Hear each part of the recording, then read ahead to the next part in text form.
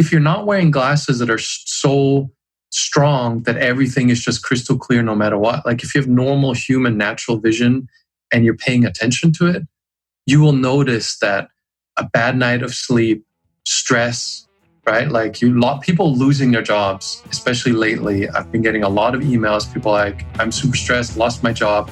My eyesight is X amount worse now. Your vision is very strongly correlated to your whole experience and environment. I'm Luke Story.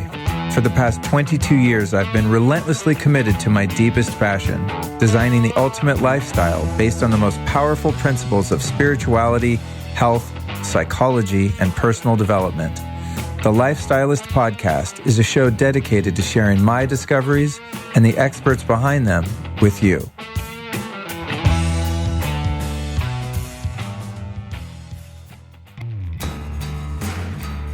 This episode of the Lifestylist Podcast would literally not be possible without the support of our sponsor, BlueBlox. BlueBlox offers a complete range of evidence-backed blue light blocking glasses to suit your every need, and they also look really cool. Their signature sleep lenses block 100% of the blue and green light from the 400 to 550 nanometer range, giving you optimal melatonin release and the best sleep ever. They also have daytime blue light glasses for when you're working on a computer or recording a podcast like this. Often I use the yellow lenses because I don't want it to get too dark and I don't want to get too tired. I don't want to produce too much melatonin because I need to work here in the studio on the computer. So I kind of have like different blue blocks for all different times of the day. But after, say, 8, 9 o'clock at night, then I'm rocking the darker kind of amber color lenses in the 550 range because I want to get tired and start winding down and going to sleep. They offer a full range of non-prescription, prescription, and readers with free worldwide shipping. They also have a really cool service where you can send in your own frames, which is dope. So you might have some great sunglasses, which I don't recommend wearing personally. It's a whole other topic. I don't wear sunglasses myself, but I have turned some of my other sunglasses into blue blockers, which is really cool. So I would highly recommend, if you care about your sleep and you want some good looking blue blocking eyewear to protect yourself from computers and lights at night and all that kind of stuff, get yourself over to blueblox.com. That's BLUBLOX, BLUBLOX, blueblox.com. And when you get there, at checkout, enter the code LIFESTYLIST and save 15% off.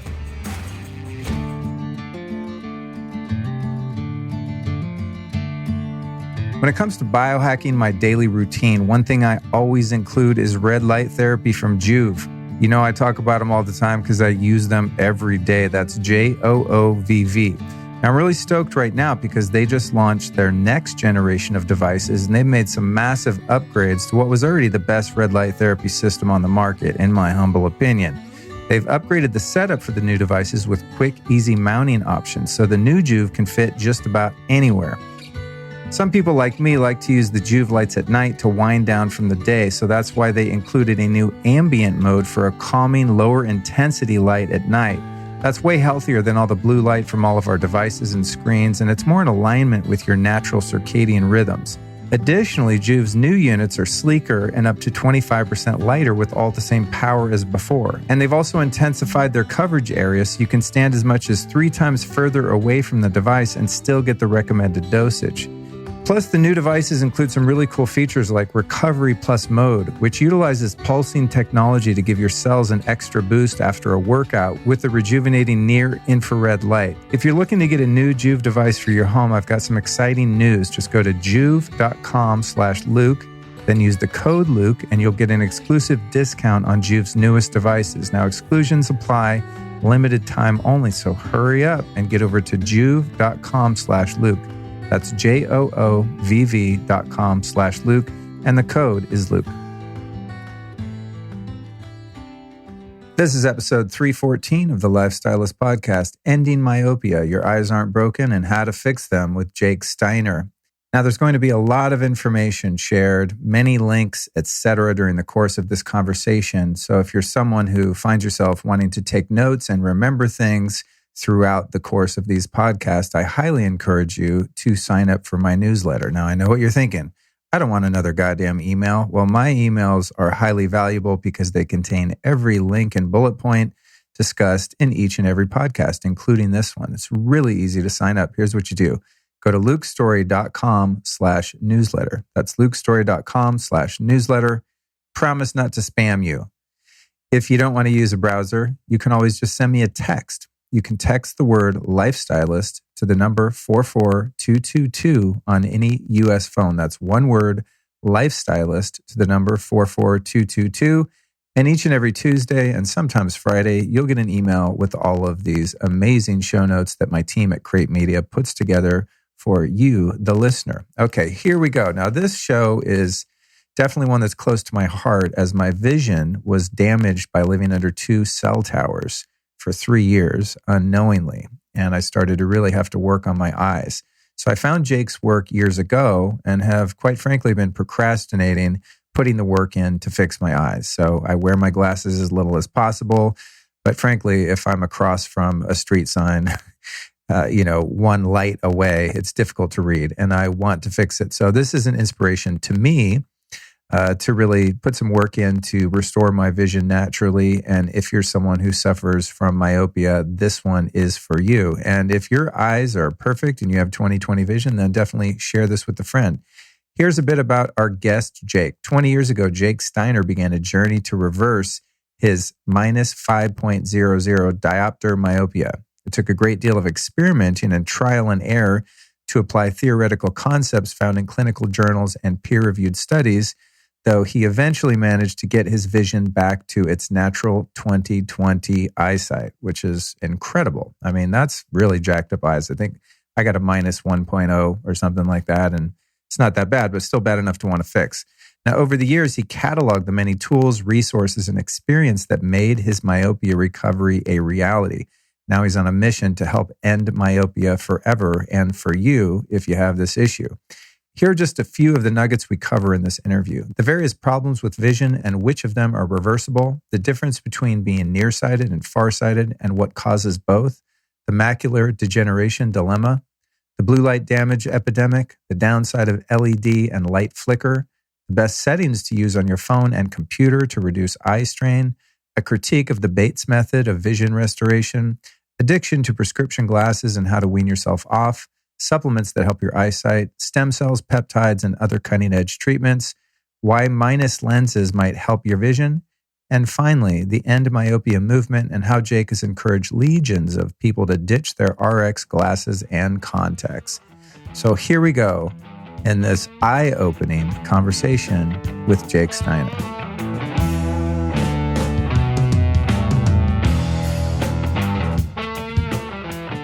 Jake Steiner, we finally got you on the Lifestylist podcast, dude. Welcome. Thank you. Thank you, Luke. Yeah, for those listening, I've known Jake online for, 2 or 3 years now, and we've tried to connect. And he is a kind of a world traveler and is in all these different countries in Asia and hard to pin down. And now because of the travel restrictions, he's, fortunately for him, stuck on a beautiful beach in Thailand. So here we are, man. Welcome back. Yeah, it's great to finally make it onto your podcast. Yeah, I'm stoked, dude. So let's just start out. I mean, everyone listening would have heard the intro and know that we're going to be talking about myopia specifically and just how to correct your vision and dispelling some of the myths around vision problems in general. But perhaps start with your origin story of, how old were you when you started wearing glasses? What was that like? And what led you to start seeking alternative ways to get rid of your glasses? Sure. So I started wearing glasses in my early teens. I was growing up in Germany. My parents were physicians. They sent me to their friend who was an optometrist. Optometrist said I needed glasses. Kind of the regular story back in that time for a lot of kids. I enjoyed wearing glasses. I liked the ritual. I liked new frames. I liked going to the thing, to the place. I liked the attention as a kid. I liked going outside and seeing that much more clearly every time. That continued on, and it was pretty much every year or two thereabouts that we went back, and every time I needed stronger glasses. That eventually stopped progressing when I stopped going to the optometrist as I was getting older. At some point, I was traveling. I was actually traveling. I was in Bangkok, it was a nighttime moment where I was calling for a taxi and they have the little lights, red and green lights. And I couldn't tell whether the red light was on or the green light was on with my glass at the time. So I went to the optometrist there. They said I needed strong glasses. At that point, my glasses were so thick. And even though I just told the story in the intro, I can tell it time and time again, because every time I think of just the thickness was just like a real handicap. You know, there's these really thin lenses that you can buy that are more expensive, but that kind of mask the problem. But if you just get regular lenses, they get really thick. My eyes look tiny behind those lenses. Single guy with if you're watching this, you can see the already questionable face. Imagine this with tiny beady eyes on top of it. So it was just, you're laughing, but I'm serious. It's just not any good. And then I went off on this journey where I started asking questions to optometrists. I was traveling a lot. It was really interesting to ask optometrists in different countries, like Russian optometrists, Italian optometrists versus American optometrists had very different answers to my questions. I started reading biology books because back then the internet wasn't what it is now. And eventually got back to the point where now I have 20/20 eyesight with no vision correction. Damn, I'm jealous, dude. And so your eyes, if you're wearing these thick, Coke bottle glasses, like your vision was really jacked up. And to get back to 20/20 without doing any kind of surgery or anything invasive or dramatic like that, that's pretty crazy. I don't think many people even consider that to be a possibility, not the least of whom being professionals in the optometry field, right? Yeah. So one thing is, in hindsight, knowing what I know now, it is incredibly straightforward to reverse your myopia. It's basically just playing the tape in reverse of how your myopia increased. I'm putting it really simply. You just decrease it back the same way. Your eye will readjust to the lower diopters and your vision will be fine. The problem with the professionals is they're professionals at selling lenses. That's what they're taught in school. And I'm not trying to be disparaging to optometrists, but basically is they're taught how to measure your eyesight and sell you glasses. And their business model, what their livelihood depends on in most cases, is selling glasses. So they have a fundamentally completely different outlook. They're not trying to fix your eyes. They're trying to address the immediate problem. And so what was some of the first information that you uncovered and started to try out? Was there a period of trial and error where you tried to do eye exercises or any of these other things that you find? Well, I guess as you said, that wasn't online, but did you go down any other rabbit holes that ended up not to lead to the fruition of restoring your vision that you eventually found? Yeah, I went down every rabbit hole. And this was back in the days when people went to libraries. So I went to a library and I took out books. I bought books, all the Bates method stuff, eye exercises I tried. I remember one main thing that got me off that whole track, because it wasn't working for me, is I would ask optometrists what caused this. And a common answer was it's genetic.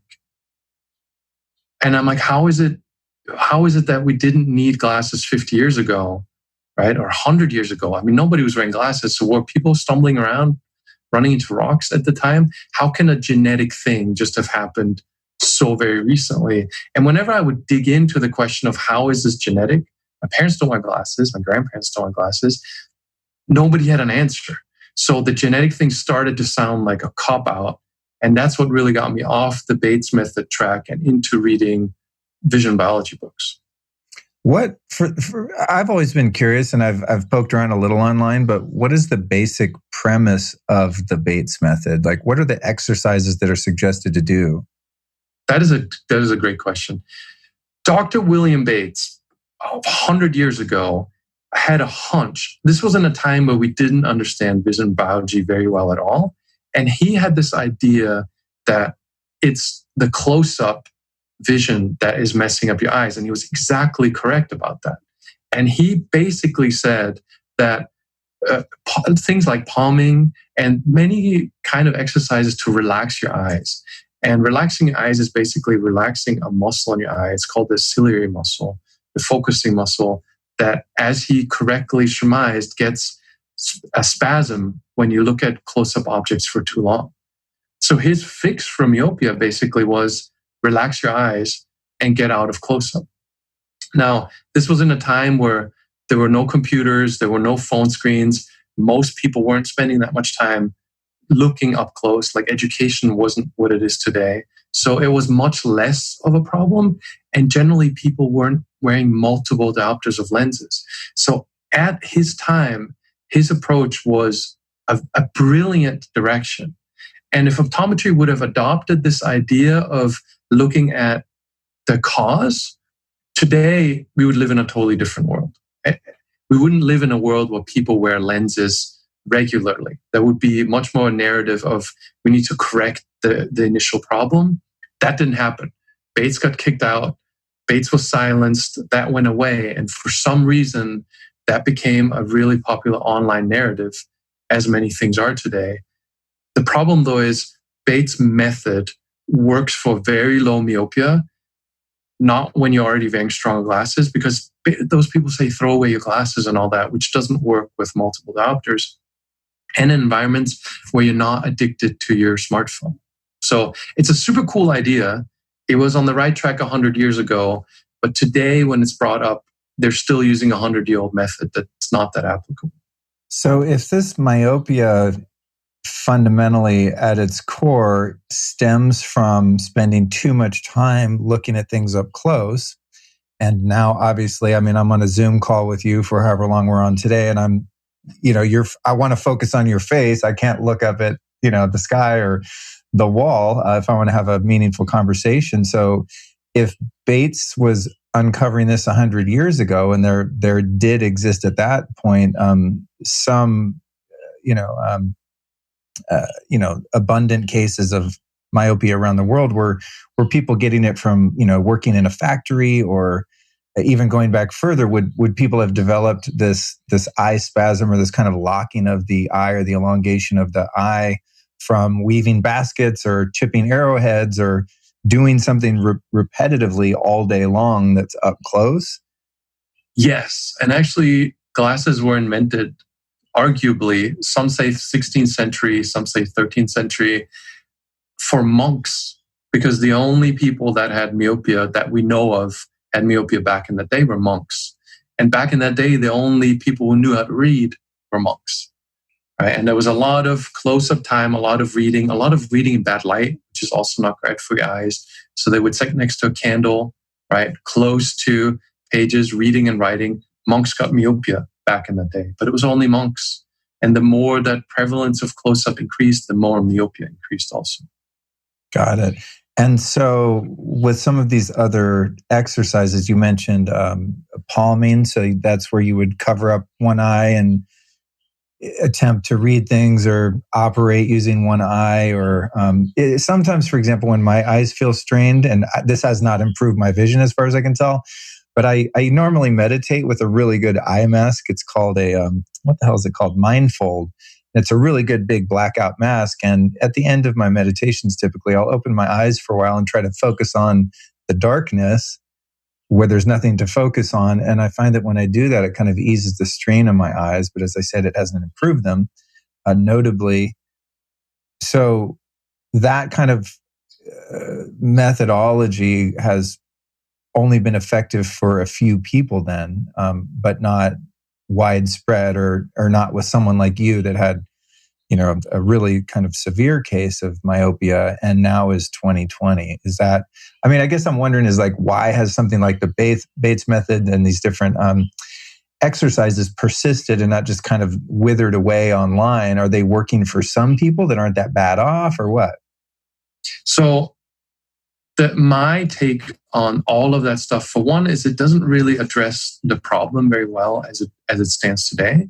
But the bigger issue is, whenever I hear exercise, I already know it's not going to work because it's not. You need a habit change for this kind of thing. Because, for example, you can improve your eyesight by about a diopter a year, right? So I had 5 diopters, so that's at least 5 years. And with our lifestyles, we have plenty of things going on. Most people can't even get just regular gym exercise together. exercising your eyes on top of that regularly enough and consistently enough just isn't feasible for most people. If you were super serious about Bates' method, you would be taking the really hard way, but you could improve your eyesight.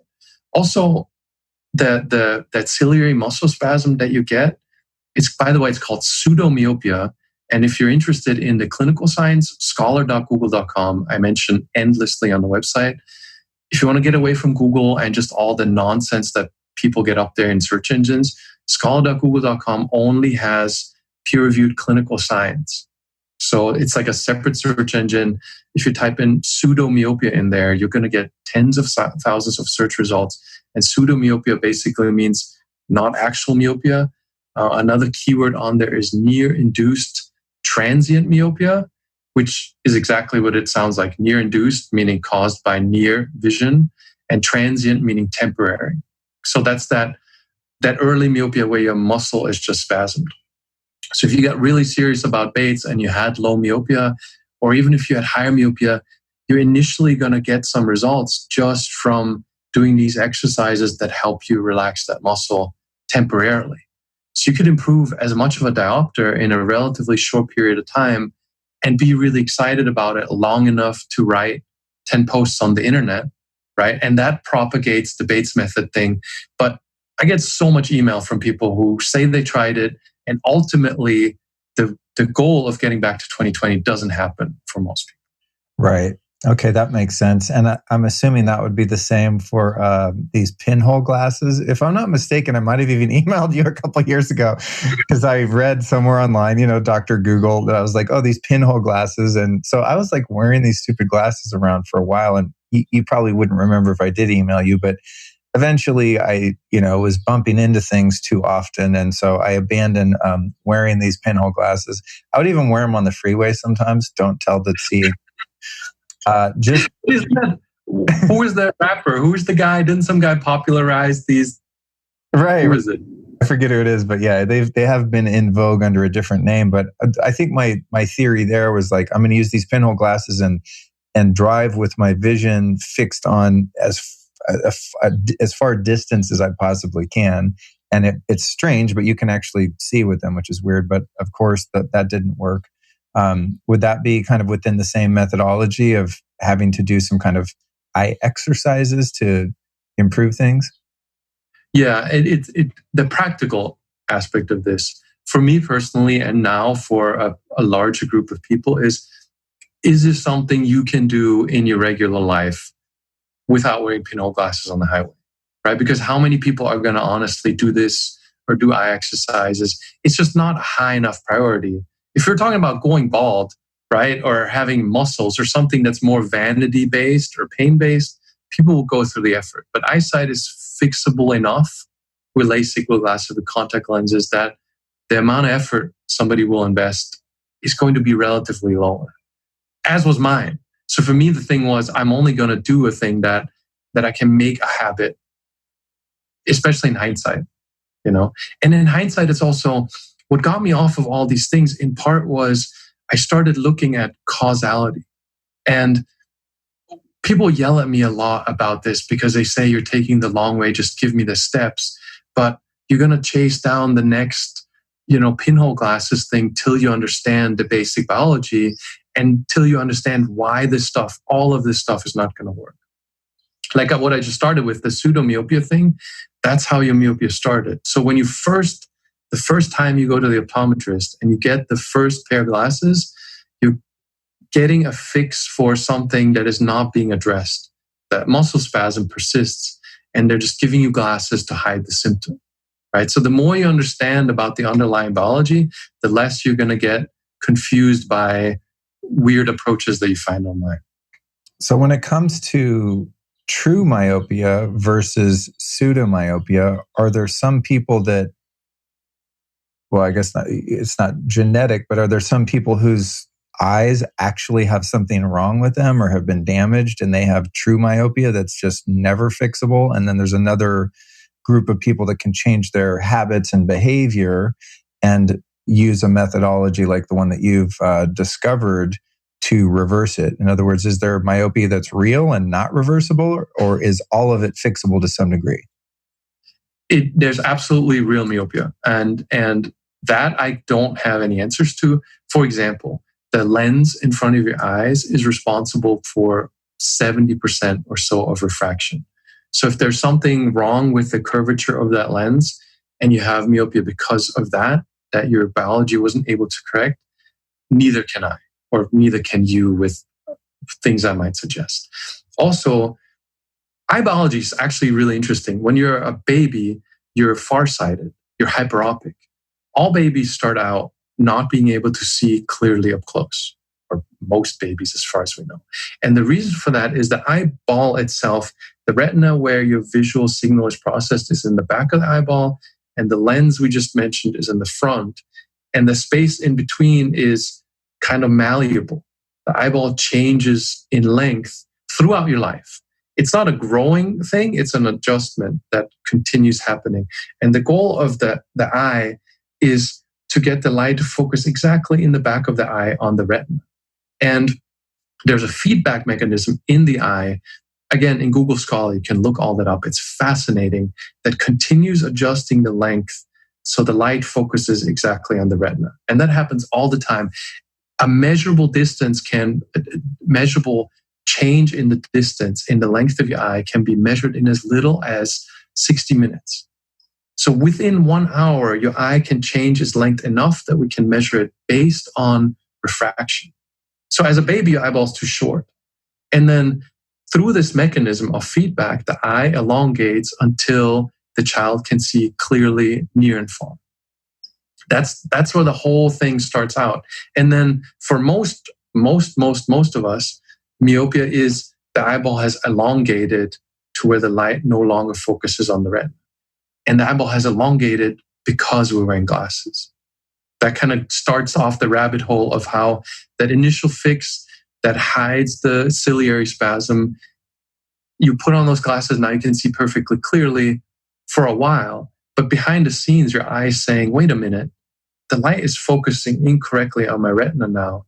And that feedback mechanism now starts adjusting your eye to get longer to account for the glasses, right? And that's why after a year or two, the glasses aren't strong enough anymore and you need newer, stronger ones, because your eye is always actively adjusting itself, not understanding that there's a lens in front of your eyes that's changing things. So if you were to dissect a cadaver, one that had perfect 20/20 vision and one that had pretty severe pseudomyopia, would you actually find a different shape eyeball? In other words, does like the physical form change and then it's stuck there kind of relatively permanently, or is it something that's always fluctuating? It's always fluctuating. And actually, you don't even need to wait till you die and dissect somebody. There's equipment that can measure the length of the eyeball. It's usually used before intraocular surgery, like when they implant lenses in your eyes. But you can go to an ophthalmologist and get your eyeball length measured today. And yes, that the length varies, and that doesn't just go in one direction. That's why the word growing is the wrong word. It's an adjustment, and it will shorten also over time. And there's clinical studies showing this going in both directions. So your eyeball will shorten, your eyeball will elongate. There's a ton of animal studies, but there's also human studies that show that this axial length, what you were saying there a moment ago, it doesn't get stuck at this particular length. The eye will also shorten the same way it elongates. Which this is what makes myopia reversible. That's interesting because I've observed this phenomena that's repeatable and consistent, and that is if I get up in the morning, and I'm gonna find my prescription at some point and tell you what my numbers were last year when I last checked them. But if I get up in the morning and I start looking at my phone before I go outside and look at the horizon or get some bright natural sunlight in my eyes, say I just get cracked out and like addicted to my phone for the first hour and I'm doing emails and social media and stuff, which I avoid whenever possible. I do notice that then when I go outside and try to see something in the distance, whether it be a license plate, a couple cars up, or a street sign or something like that, my eyes are noticeably worse when I've started the day looking at up close stuff. Does that make sense in your paradigm? Yeah, that's exactly what happens. So the ciliary muscle shapes the lens in your eye to move where the light focuses on your retina. So this is like the focus in a camera, basically, just a little bit more sophisticated. And it's a circular muscle. And the closer you look at something, the more that muscle tightens up. There is no pain feedback loop, so you can't feel strain in that muscle. But basically, literally, the closer you look at something, the more that muscle tightens up to shape the lens. So if you're doing social media at a laptop distance, the muscle is a lot more relaxed than when you do it at a phone distance. Right? So now you got a muscle that's really tight, and that is habitually really tight. So now when you go back to the distance, the muscle won't completely relax. And when it's not completely relaxed, the lens in your eye is shaped for an intermediate distance. Right? So now the focal plane that you have, that you're stuck with, is not far enough to let you see clearly to that license plate. That's all that's happening. So if you were in front of that phone and your eye, that muscle is in this position that you put it in too often, this tense position, it just doesn't want to relax all the way. If you take enough time, it'll slowly go back to being fully relaxed, and you can see as clearly as you would otherwise. And this would be supportive of the idea that throughout evolution, humans would never have spent hours and hours looking at something up close. I mean, if you're going back pre-agriculture, we would have been migrating around the planet in small groups of 50 or 60 people, constantly scanning the horizon for food, looking for somewhere to settle down, looking for predators, enemies, etc. Like, I notice when I get out of the city and I go, visit my dad in Colorado, I notice that, wow, I'm really looking far away most of the time versus being in an urban environment where everything's kind of close and you just get habituated to this close-up vision and you really never look very far because in many cases, especially in a city, your vantage point is obscured by buildings, etc. Maybe you don't even get outside at all because you work indoors and sleep indoors and you never see the horizon or really try to test your vision for a long, long distance where evolutionarily speaking, I'm assuming we would have spent most of our time looking far away. Yeah. And that's where the biology, the least amount of effort required is how everything is designed, right? And if we spent most of our time looking up close, evolutionarily speaking, that muscle will be relaxed and close up and tense for distance, which would then make sense, right? But we are definitely evolved up until very recently we do have close-up time, and close-up time is fine. Honestly, I spend 6+ hours a day close-up dealing with screens, and I still have 20/20 eyesight. It's the details that make the difference. It's that you pick up your phone while you're eating breakfast and you hang out with friends and you're on public transport, and then this distance that people think they don't spend that much time on, but when you look at the screen time, whatever app, it tells you it was the rest of your day. That's one thing that's too much, right? And then the rest of it is, whenever I ask people, what kind of hobbies do you have that require distance vision? If there's a long silence, that's the other half of the problem, right? One half is the screen time that you really don't need, and the other half is you're not actually using your eyes for anything that requires distance vision. Right? We can live in the modern world just fine, and you can have 20/20 eyesight in the modern world just fine if you control the screen addiction and you do something with your eyesight. I notice as I do these podcasts now increasingly on Zoom, which is how I started them 4 years ago, and then I got really spoiled doing so many of the shows in person through traveling and just living in Los Angeles where people either live or pass through. I find my eyes get really strained now to the point where it's like, I have this mic stand here, you can see, right? And I've been playing with like, how far away from my screen can I get and still see my notes and kind of do my job? Because I do notice there's like a dryness in my eyes. And then, as I said, if I go outside after this and I've been staring, 2.5 feet or whatever it is from my giant desktop monitor here, there's a marked hit that I take to my vision. And so I think that we're probably dealing with an epidemic now of, as you indicated, device addiction and just people that make their living more increasingly online and working remotely. And so when it comes to the device hierarchy and that distance, give me, worst case use to best case use. Don't use a phone.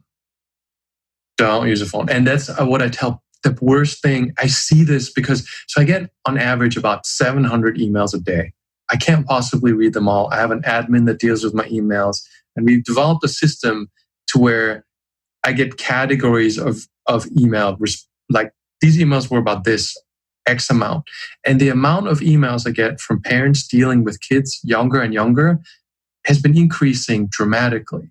And every so often, I pick a few out to ask them questions.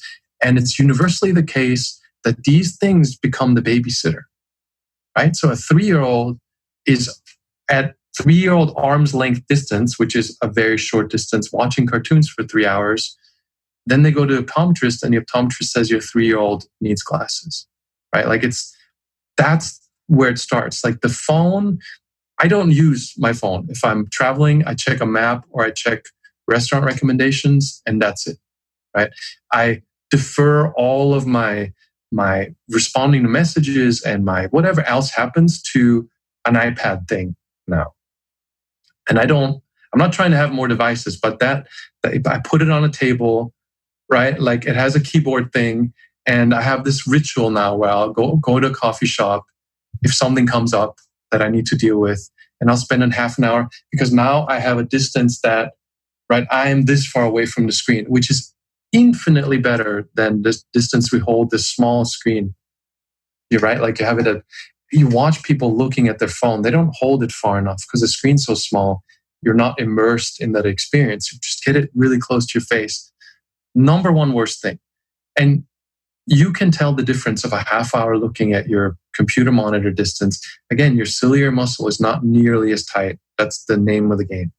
The further you are away from the thing, the less tight the ciliary muscle is, the less time it will take you to get it back to normal. Right? So if you have this podcast and then you have an hour walk or something that doesn't involve screen, your eyes will fine again. Like, for example, myself, it's different for everybody, but for me, it's about 3 hours. I can go 3 hours of screen, and then as long as I get half an hour plus break, overall throughout the day, I'm fine. Right? If I go 5 hours on the screen, then I'm screwed. That muscle spasm doesn't go away. Like, you go outside and you look at car license plate, they're a little bit blurry. That's no big deal, as long as that blur goes away in a reasonable amount of time. And you'll find that there's an amount of time that you can be on a screen, go outside, and then half hour later, everything looks fine again. But you exceed that time, and no matter how much time you spend outside, things just stay blurred. And that's one of those things that's worth figuring out, because once you know what that is, you can set yourself that limit, then you're not really at least making it worse. And that would also indicate to me that, say, you're in your, out on your patio reading a book and you're really immersed in that book's going to be really close, and you might be tempted to get really drawn into it and only look 12 inches from your face for a long period of time. Would it be helpful to even take mini breaks and like look across the yard or at the building next door, or having your eyes just adjust incrementally if you do have to commit to 2 or 3 hours of computer time or reading or something like that? Or does it not really make a difference? Yes, it makes a difference, but I'm very practically minded. For me, I'm personally not going to take these mini breaks, because when I'm working, I'm just getting stuff done. There's nothing that I found that consistently, I'm so envious of the cigar right now, that gets me away consistently enough that it would work, right? I'm immersed in my work. I can't handle an alarm stopping me from being where I need to be. So with lots of experimenting and what lots of other people have tried, we've found that you don't need to disrupt your workflow with these mini breaks. Some people like it, some people find it beneficial, but it's not necessary. So your paradigm differs from your average well-meaning and highly educated optometrist in that if I go to an eye doctor, the message I'm getting is that my eyes are broken. They're not fixable from myopia, from being nearsighted. And so the only solution to that is getting a prescription for contacts or glasses. And from your perspective, using these different techniques and some of the other training that we can, go into, some of the different habits and things like that, is that system in and of itself, because the monetization piece of an optometrist, again, I'm sure they're all well-meaning and great people, is to sell glasses. So they don't have a vested interest in telling you, hey, there's really nothing wrong with your eyes. Your eyes aren't broken. It's just that you have a muscle spasm and your eyes are elongating from close-up work and they're getting essentially stuck in that position. So rather than them having that knowledge or sharing that knowledge with you, they're giving you glasses, which in my experience of having had a couple prescriptions from, just your average optometrist down the street, they're giving me a really strong prescription that exceeds what I actually need, to the point where I'm seeing like a goddamn eagle now, when I really don't need to see that clearly that far. And when I put them on, it's almost like so unnatural that it's like I didn't even see that way before. So is there a fundamental kind of misunderstanding throughout that industry? Because I remember talking to the last optometrist I went to, I found one that was more, I guess, like what would be the equivalent of like a functional medicine doctor versus just an allopathic straight Western doctor. And he, indicated to me that he was going to give me the lightest and least severe prescription possible, because he didn't want me to get too used to that crystal clear vision. So he kind of met me in the middle with something that would still allow me to see clearly, but not accustom myself to seeing that razor sharp distance vision. But I think that's because he was kind of an alternative optometrist. I think there's a name for it. But when I first went, they were just like, give me the maximum. And if I hadn't ever discovered your work and just studied it a little bit, I probably would have been wearing those distance glasses for my computer work and just wearing them all the time. But I kind of got the concept of becoming habituated or addicted to that clear vision. So now I really only wear my prescription glasses if I'm driving at night for the most part, because I just find I get strain, and it's probably not that safe for me in certain cases, like driving on a mountain road to not wear my glasses or something. So is there like a systemic misunderstanding there in your view? I used to, the myopia.org is kind of a timeline, like the rings on a tree. You can kind of dig back of my attitude, how it used to be years ago.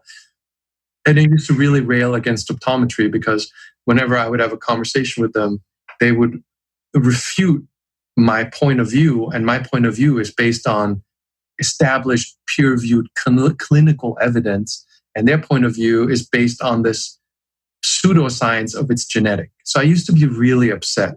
I used to just go on terrible rants, which I enjoyed a lot, actually. But what it turns out is it's supply and demand.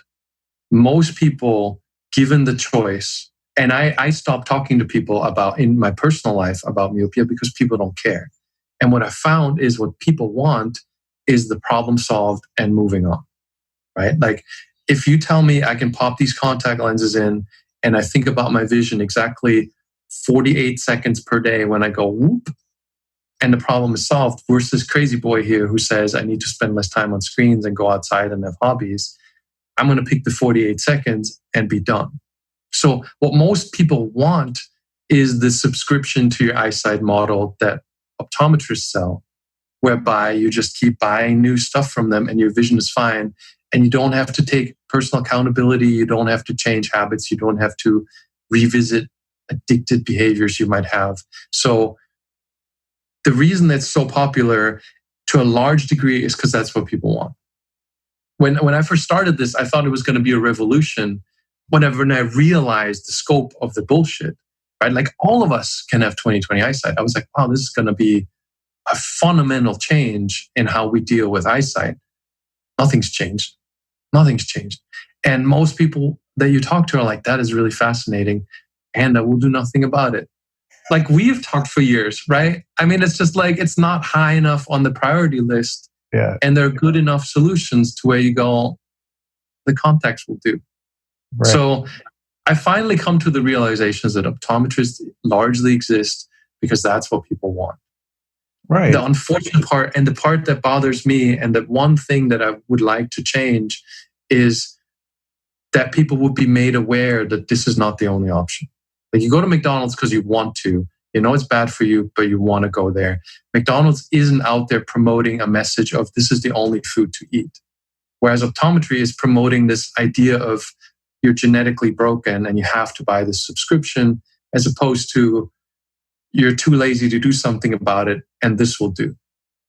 Well, I think that speaks to the allopathic Western medicine model in general. I know people, in my field, guys that are, well, I guess it's not just guys, it's everyone that's into biohacking and alternative healing and health and things like that, kind of poo-poo Western medicine as if all of those doctors are just greedy a-holes that just want to make money and are happy to give you surgery or drugs to treat a problem and never look at the underlying cause. But I think what you point to has to do with the depth of laziness that the average human has when it comes to changing their lifestyle and changing their habits. And in Western medicine, I mean, if I have heartburn and I go to the doctor, they're going to give me something to reduce the amount of hydrochloric acid that my stomach produces, rather than say like, hey, how much gluten are you eating? You know what I mean? Which for me, gluten gives me heartburn like every time. I'm pretty good with it now, but I go, it goes in waves. But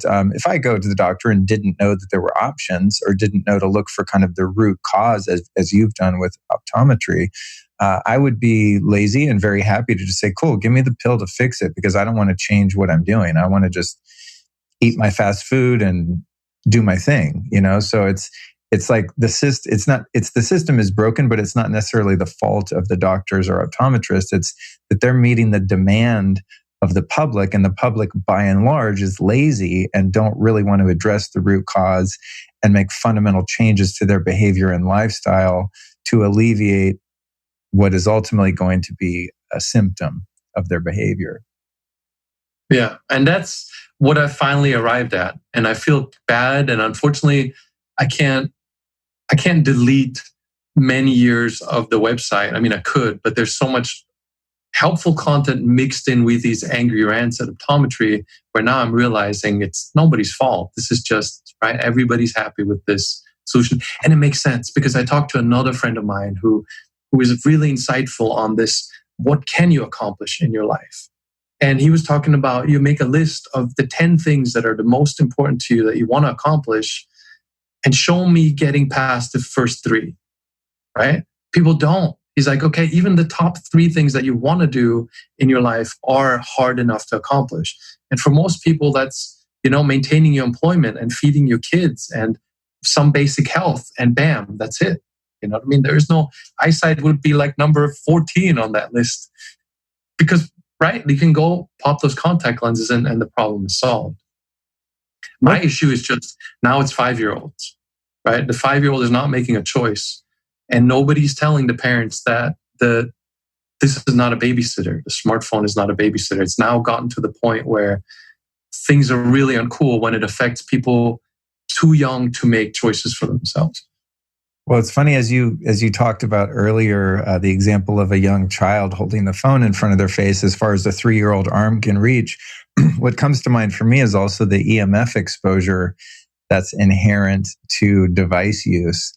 And that's something that I feel really concerned about, although I don't have kids, but it takes everything I have to see a friend of mine who's got a kid and they're sitting there with an iPad in their lap or 6 inches from their face. And I've measured all these devices with, a building biologist with very sophisticated equipment, and the amount of EMF that any electronics put off is insane, but specifically those that are wireless and are sending and receiving data through RF fields in Bluetooth, Wi-Fi, cellular service, etc. And so I think it's a double-edged sword when you combine, the damage to one's eyes and vision, but also the fact that they're being radiated. So I think this is really sage advice for parents to take responsibility for their children when your job is to protect that child, to do whatever you can to, mitigate the exposure, not only that's going to hurt their eyes, but also, affect their biology, possibly long term, from just being constantly in those fields. So it's kind of a multi-pronged issue. And add to that the exposure to non-native blue light, which is something I talk about a lot on this show, because it's, an emerging body of evidence shows that it's not only damaging to our circadian rhythm and the production of melatonin and our sleep, et cetera, but also that the blue light in and of itself is really damaging to the eye. Have you looked at that piece at all? Speaking of what I call non-native blue light, that very narrow, unnatural, alien spectrum of light that literally doesn't exist in nature anywhere, but is radiating from LED lighting, fluorescent lighting, all of our devices, et cetera? Yes, I have. And I have a little bit of a simplistic view on this, because the thing I know about is myopia. Right. And that kind of takes up enough of my time to where I'm not visiting other rabbit holes. Right. On the periphery, so just prefacing it with don't take my advice on this, is I think the main issue because what people do is they buy glasses that supposedly block that blue light. Pay a bunch of money, supposedly that blocks the blue light. They think the problem is fixed. And my bigger issue with all these things is back to the thing of don't spend 3 hours on Netflix with your blue light blocking glasses thinking that fixed the problem. That's like drinking Coke Zero going, I'm not eating sugar now, right? Like the fundamental issue is still the screen. And then all of these companies are trying to they're selling you a thing and trying to make you feel better while scaring you about the blue light. So my first reaction to blue light is always remove the cause of the blue light, which is the stupid thing, right? Like there are other ways to entertain yourself. We are in this, oh man, we're going to get on a tangent here. I'm stuck on this island and it is all hippies. It's just hippies. It's a thing in Copenhagen. Yeah. It is just because everybody's gone. The tourists are gone, right? Like that's all that's left. And one of the things that we have observed here with a friend is we never see them playing on their phones. They're doing acro yoga and they're making things. They're communicating. They're hanging out. It's noticeable. Like we go to dinner and everybody who's at dinner is talking to each other. Nobody's on the phone. Stark contrast to when I was in Bangkok, when I'm in Hong Kong, when I'm in Singapore, when I'm anywhere, where even during meals, even out in nightclubs, people are on their phone, right? Like that's the fundamental thing. And that's when people look at me weird sometimes when I say, don't be on Netflix for 3 hours in the evening. Like, what else would I possibly be doing, right? So the blue light is like a tiny, yes, for sure, increasing body of evidence that there's a problem. But what there should be an increasing body of evidence for is that us living in this isolated bubble, staring at the screen, emitting blue light, the problem is that we're in the space as opposed to interacting with each other. Right. Like, so you have a fundamental psychological detriment in that we're losing hobbies, passions, human connection, our ability to interact with one another socially. You've got the blue light, you've got the EMF, and you've got, of course, the tendency of people to get sucked into that device and get their eyes to lose their ability to focus and defocus and change the distance with which the eye can acclimate. Yeah, the biggest thing, and this is another little, I'm going to stop being on the side tangent. I think the biggest thing that we're losing that I finally realized from these things is boredom. And boredom is the fundamental motivator of everything, right? Because once you get bored enough, you're going to call friends, you're going to go out, you pick up a hobby, you find a passion, you do a thing. But this thing removes boredom, because the millisecond you get bored, you pick the thing up and you scroll through Instagram or Facebook or watch YouTube or whatever you do, and you're instantly no longer bored. Which I think that's where fundamentally the whole problem starts, is when you're no longer bored enough to do something with your life. That's hilarious. Yeah, though there's a lot of elements to that, and I always appreciate tangents on this show, because this show is one big tangent often. Going back to, let me see, where do I want to go with this? Oh, can I say one more thing before I forget it? Because you said EMF, and that's another giant tangent. And this is another thing I know nothing about. I bought these Apple AirPod things. Oh, God. Stick in your ear. And it took me literally over a year to put this together. And I'm not saying this is true at all, unrelated to myopia, just because you're talking about EMF, I had serious mood swings. Like, I was so angry for no reason. And I stopped wearing them because one of them died, and the mood swing just went away, to the point where my girlfriend was like, "What happened to you? You're so relaxed all the time. Like, you used to just be so angry." And then I bought new ones, and it came right back. And that's when I was like, as soon as I wear these things for 2 or 3 hours, I'm just incredibly aggressively irritable. Yeah, ear pods are, I mean, I do my best to not proselytize and tell people what to do. I mean, do as you wish, live and let live. As long as you're not harming other people, go for it, do your thing. But I've measured these ear pods and different Bluetooth devices, wearables and things like that, and they emit an incredible amount of radiation.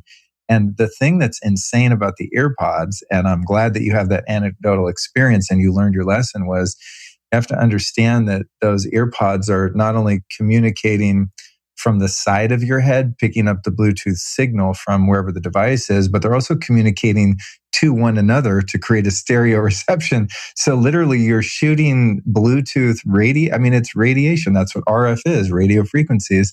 That's how data travels, is using radiation in the air. You're literally frying your brain. It's like having two cell phones, like a cell phone on either side of your head. Whenever I see people with those, it's like, I'll be on a Zoom call and someone will be using them, and I'm just sitting here like, Luke, don't say anything. Don't say anything. They didn't ask your advice. It's not like someone's like, hey, Luke, what do you think of these things I'm wearing? So I just sit here the whole time like, oh, God bless you. God bless you. I hope you're safe, and send them good energy, because it really is. And on that note, I'm going to go ahead and take a sideline here too. And this might not be something you have any awareness of, but when I first contacted you about my vision problems, I was unknowingly living directly under two massive cell towers that were about 100 yards from my bed. So, and they were behind kind of a faux wall on the top of an office building across from my apartment. And so I had no idea they were there. And I'm very EMF aware, very sensitive. I would never knowingly live anywhere near a cell tower.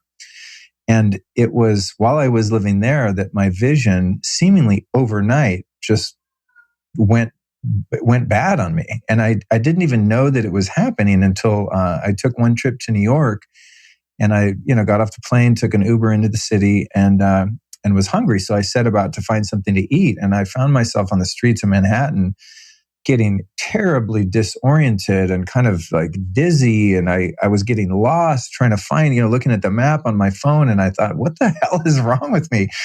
And then I looked up at one of the street signs, and I realized, holy shit, I can't read that goddamn sign. And that was the first time I ever knew that my eyes went bad. And the onset of it was so sudden. Now, of course, in the years prior, I'd been using devices more and more, obviously, and my career had moved into more of an online business. I'm spending more time on devices and computers, whereas my prior career involved just driving around all day, basically. But my eyes started to go bad and become extremely irritated and dry all the time, and just kind of like red and itchy and all that. And then 6 months after my eyes went bad, I discovered these cell towers.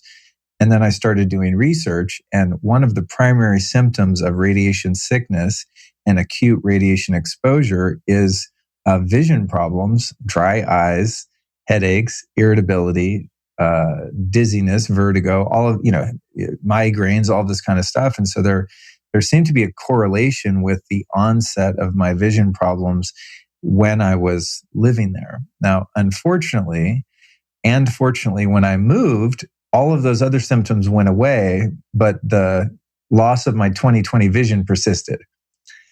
And so I think it's just worth alerting people that, the device use and always looking close up is definitely a factor, as you've indicated, and for sure proven. But there is an element of acute exposure too that can be really bad for your eyes, because your eyes are part of your brain. And one of the ways in which radiation affects you the worst is the effect that it has on your brain specifically, due to the fact that your brain is mushy and susceptible and you have a very thin skull. So I just want to throw that out there. Now, what I did when I found out about your work is I heeded the warning of not getting addicted to really strong glasses. So as I said, I went to an optometrist and they tried to give me this crazy clear vision. I'm like, I don't want this. So I found that other optometrist that was a little more holistic. And I told him, I want, the least amount of correction possible while still being able to safely drive, basically. And he was willing to comply with that request. And then I went, for maybe a year or so, and wore my glasses only when they were absolutely necessary. But yet, when I went back again, my vision had gotten a little bit worse and my prescription got higher. So that was maybe a year ago. And now at this point, I just really try to never wear my glasses. I try to limit screen time, etc. But thus, I have not been able to ultimately fix it. So I don't know if that's a question or just a statement of, a warning to people like, hey, it's, radiation can also really affect your vision negatively. Have you heard anything about that side of it? I know you're not an expert on EMF, but is that something that could potentially be an issue from your point of view? It could be. I don't have enough information to really say I've seen this happen with any consistency. Eyesight is related to a lot of things. Literally, you could have a pizza and a Coke and your eyesight will get worse because you have an insulin spike.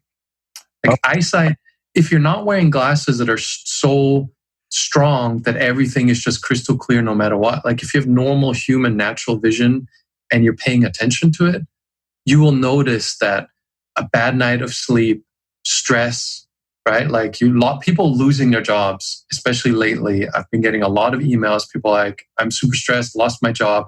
My eyesight is X amount worse now.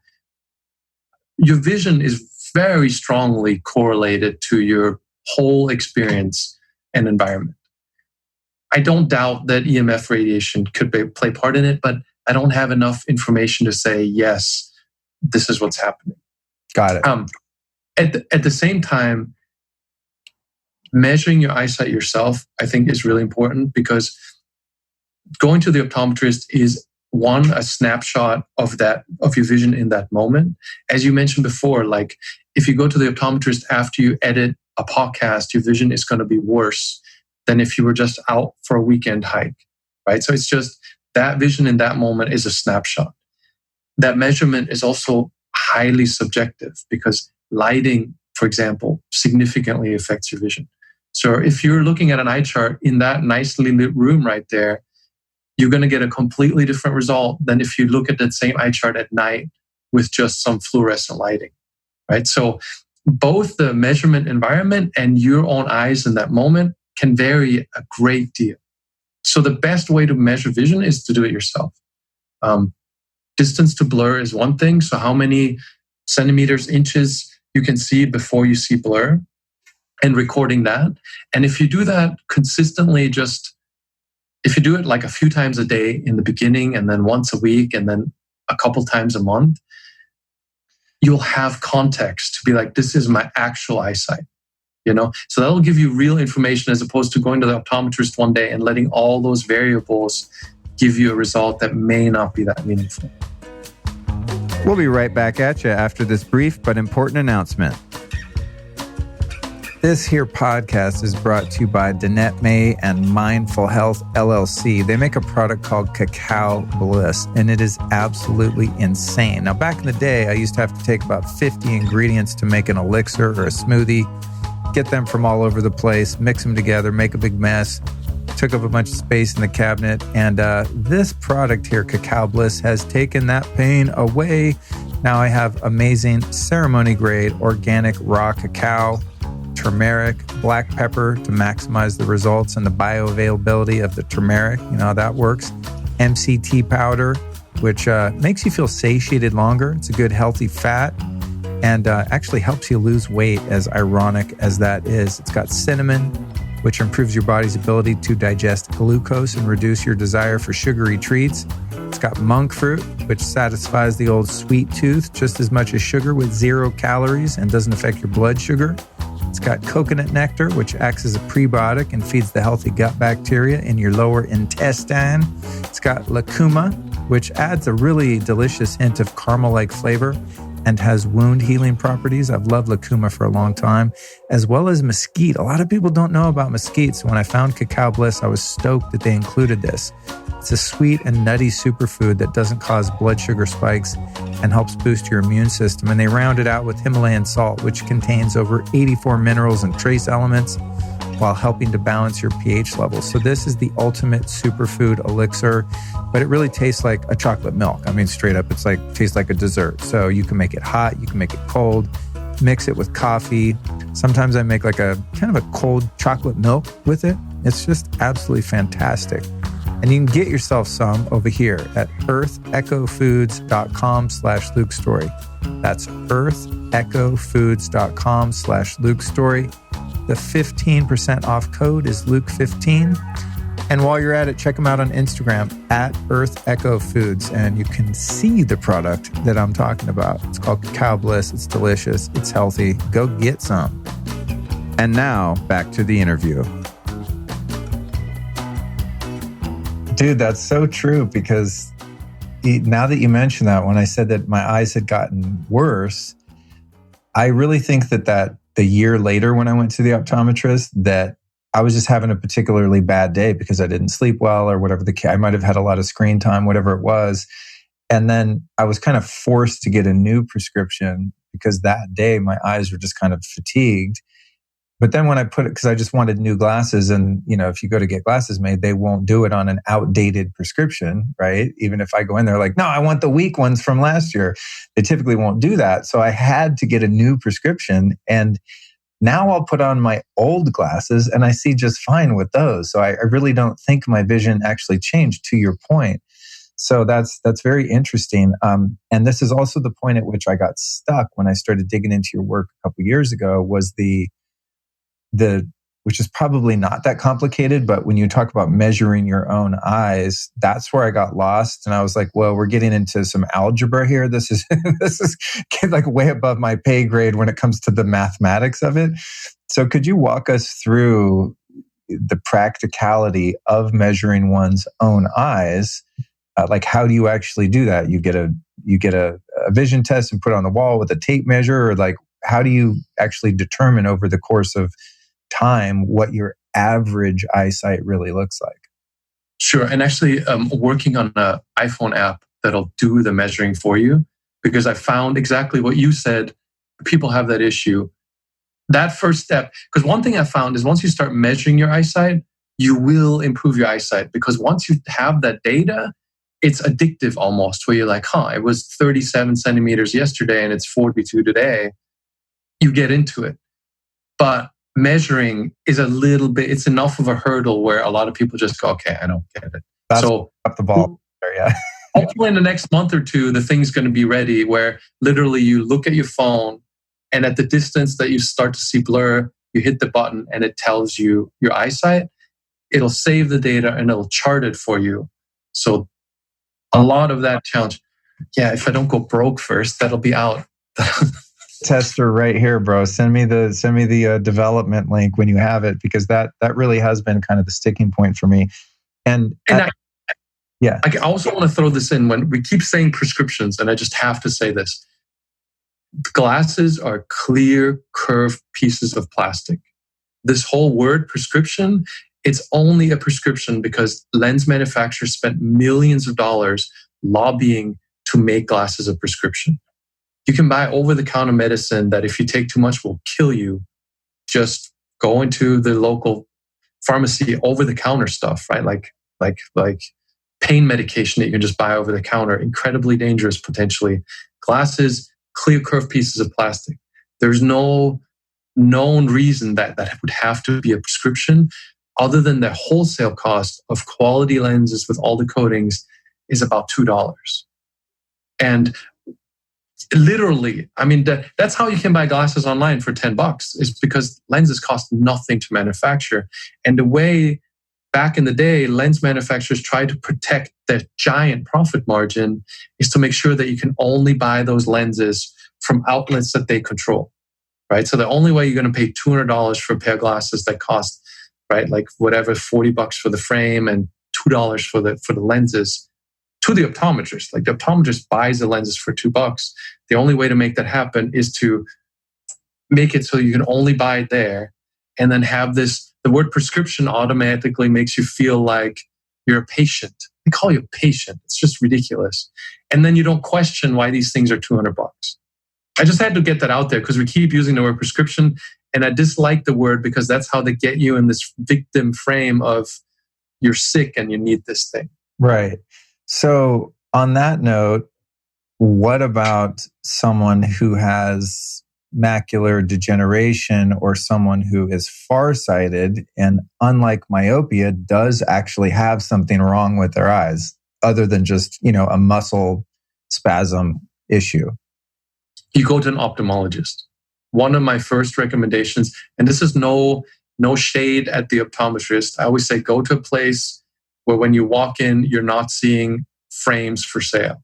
You're not seeing fashion brand frames for sale. That's what you want. You want to go to a medical doctor who deals with eyesight, who makes their money by diagnosing eyesight issues, not by selling glasses. The first cue is if you walk into a mall, right, like a shopping mall, and you see a shoe store here, and then an optic shop there. Whatever they say inside about prescriptions should be a question mark, right? Like how many medical facilities do you see in a shopping mall? It's funny. Right. It is a charade where they sell $200 things that cost them a very small fraction of it. And that's not just me. There was an article in the LA Times, a huge article in the LA Times exposing lens crafters. A senior executive that had left lens crafters was a whole night. It's a fascinating article talking about how they're making 6,000% profit on selling glasses. Yeah. In your town's paper. Nobody reads those anymore, but it's worth looking up. LA Times and the glasses ripoff. It'll bring up that article. So it's not just me saying this. This is genuinely the thing. So if you have an eye condition, don't see an optometrist, see an ophthalmologist. And that would be if you have something more serious other than just this nearsighted fixable myopia. Right, correct. Yeah. Right, okay. Like there was some damage to your eye or something that was in fact genetic or something like that. Like I think my dad has had glaucoma for a long time, for example, from being, roughhousing too much in his 20s and getting in too many fights. And then eventually that glaucoma it started to, I don't know if they were related, but eventually now he's starting to get this macular degeneration issue, which those things would have nothing to do with like too much screen time and too much looking up close. Then there's actually something wrong with the eye in that particular case. In those cases, I don't know. Like I'm not one of those people that I'm not saying Western medicine is bad and you don't need anything except for the internet. There are plenty of issues where I personally would go to an ophthalmologist. Regular checkup, a good idea. If they say there's something wrong, probably listen to them. Like I'm only dealing with a thing that is caused by eye strain from looking up close too much and then buying a $2 and $200 retail thing that's a quick fix that then causes more of the symptom. So I'm staying far away from medical things. And while there may be better answers than medical fixes for other issues, I just don't know. Right? Yeah. Like I'm literally this was me fixing my eyesight and realizing it's fixable. And as I was realizing this and being excited, going to optometrists, going, holy crap, can you believe this? And then them responding really negatively, me becoming frustrated, and then using what is now myopia as an outlet basically to vent my frustration and troll them and my morning procrastination. You know what I mean? Like that's all it is. And that's all I know. Like people ask me all the time about serious issues, but I'm like, I have no idea. Right? Well, I appreciate your humility, because there are, many armchair scientists and doctors out there that want to know everything about everything. So I think it's quite honorable that you're able to stay in your lane and not make recommendations that you're not qualified to make. And I would say that too. But on one note there, I just have to throw something in, because I'm also a truth seeker and someone who's bothered by deception and scams and myths that perpetuate.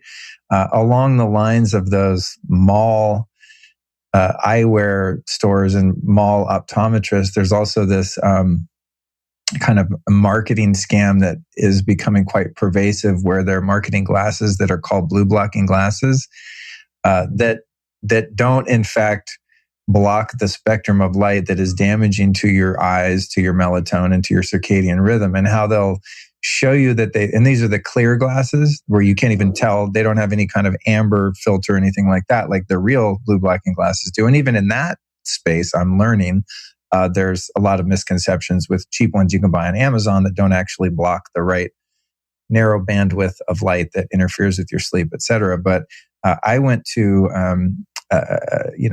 an optometrist and said, yeah, I want to get prescription glasses. And do you have any blue blocking lenses? And he said, oh yeah, for sure. So we got out these clear lenses, and I thought, I don't know, the ones I've seen are like dark amber color, like the ones that I wear at night. A couple brands that even advertise on my show periodically. And he said, no, it blocks it. And then he took a little blue laser and like shone it through the lens. And on the other side of the lens, there's no blue light coming through. And then he got a regular pair of glasses, and the blue light did indeed show through on a white piece of paper under. So I thought, oh, wow, it's blocking blue light. But that's a completely fraudulent scientific basis of manufacturing that really is of no value. So I think it's worth noting for people that go buy some Tom Ford designer glasses that are part of their blue blocked line, when in fact it's not really doing anything for that particular issue. It's like vitamins. My sister used to sell vitamins, so she got really into the world of vitamins, and that is one epic scam. Not all of it, but a lot of it. And there's no regulation, right? So the same thing is with blue blocking glasses.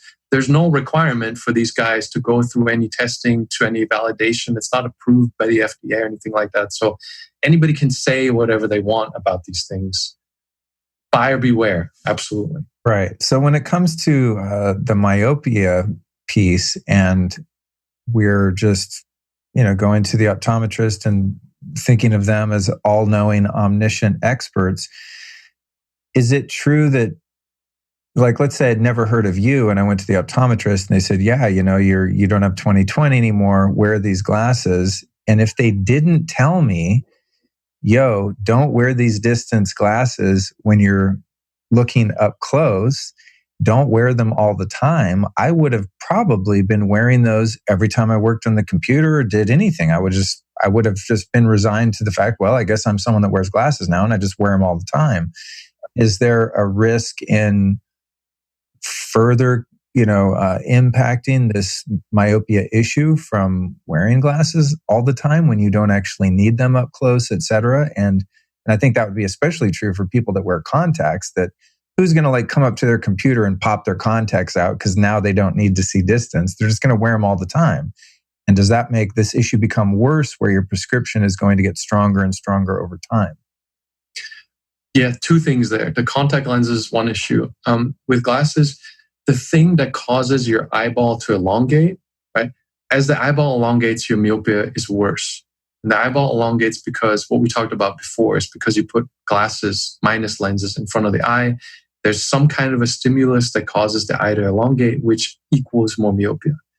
That stimulus, in a large part, is called hyperopic defocus. Also on Google Scholar. All of these things are on Google Scholar. Like, I've invented nothing, right? I've just taken puzzle pieces and put them together.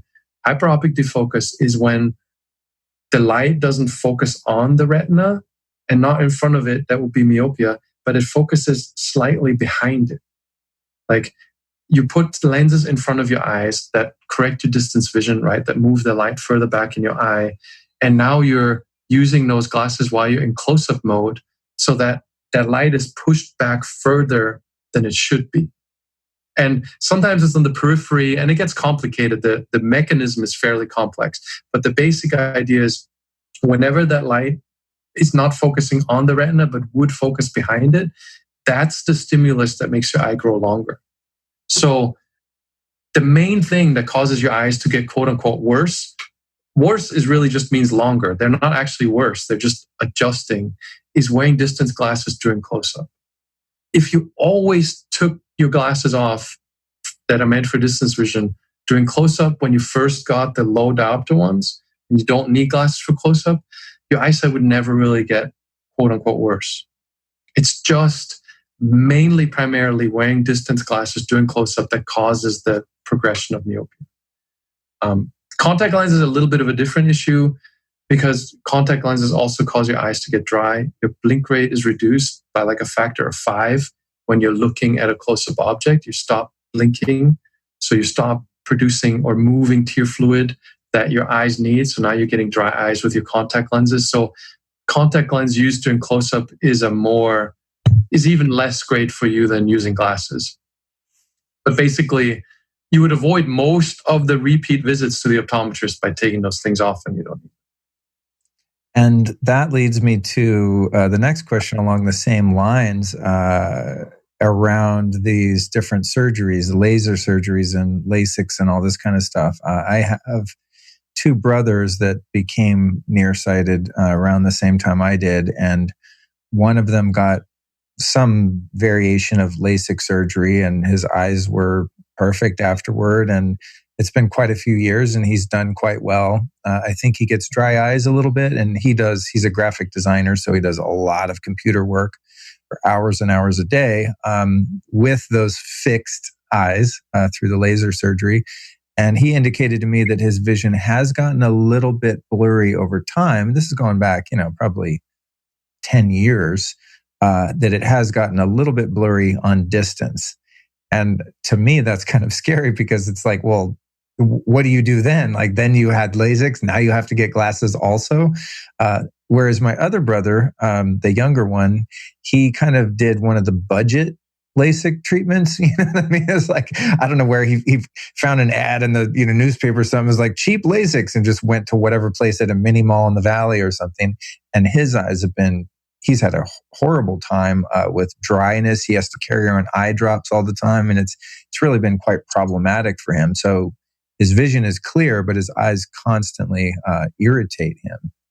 So what's your perspective on that as an option? So we've got glasses, we've got contacts, we have that LASIK surgery. What is that doing exactly when they do those types of surgeries to the eye in relation to myopia? So if you're going to do LASIK, the budget version is always the best choice. Like whatever the cheapest one is that you can find. So on the FDA website itself, and I have links to it somewhere, they have statistics showing LASIK surgery side effects that are permanent. And when I first saw that, I couldn't believe, I thought it was a fake site. Like I had to go back to the FDA website and just go, is this really the FDA website? Because the statistics quoted there were it was shocking to me that this is an approved procedure. I recommend for anybody who wants to look into this, start with the FDA website, find the LASIK side effects page. It's been years. I haven't looked at it in a long time, but it was just a shocking amount of side effects that are permanent. I just couldn't believe that was on the FDA website.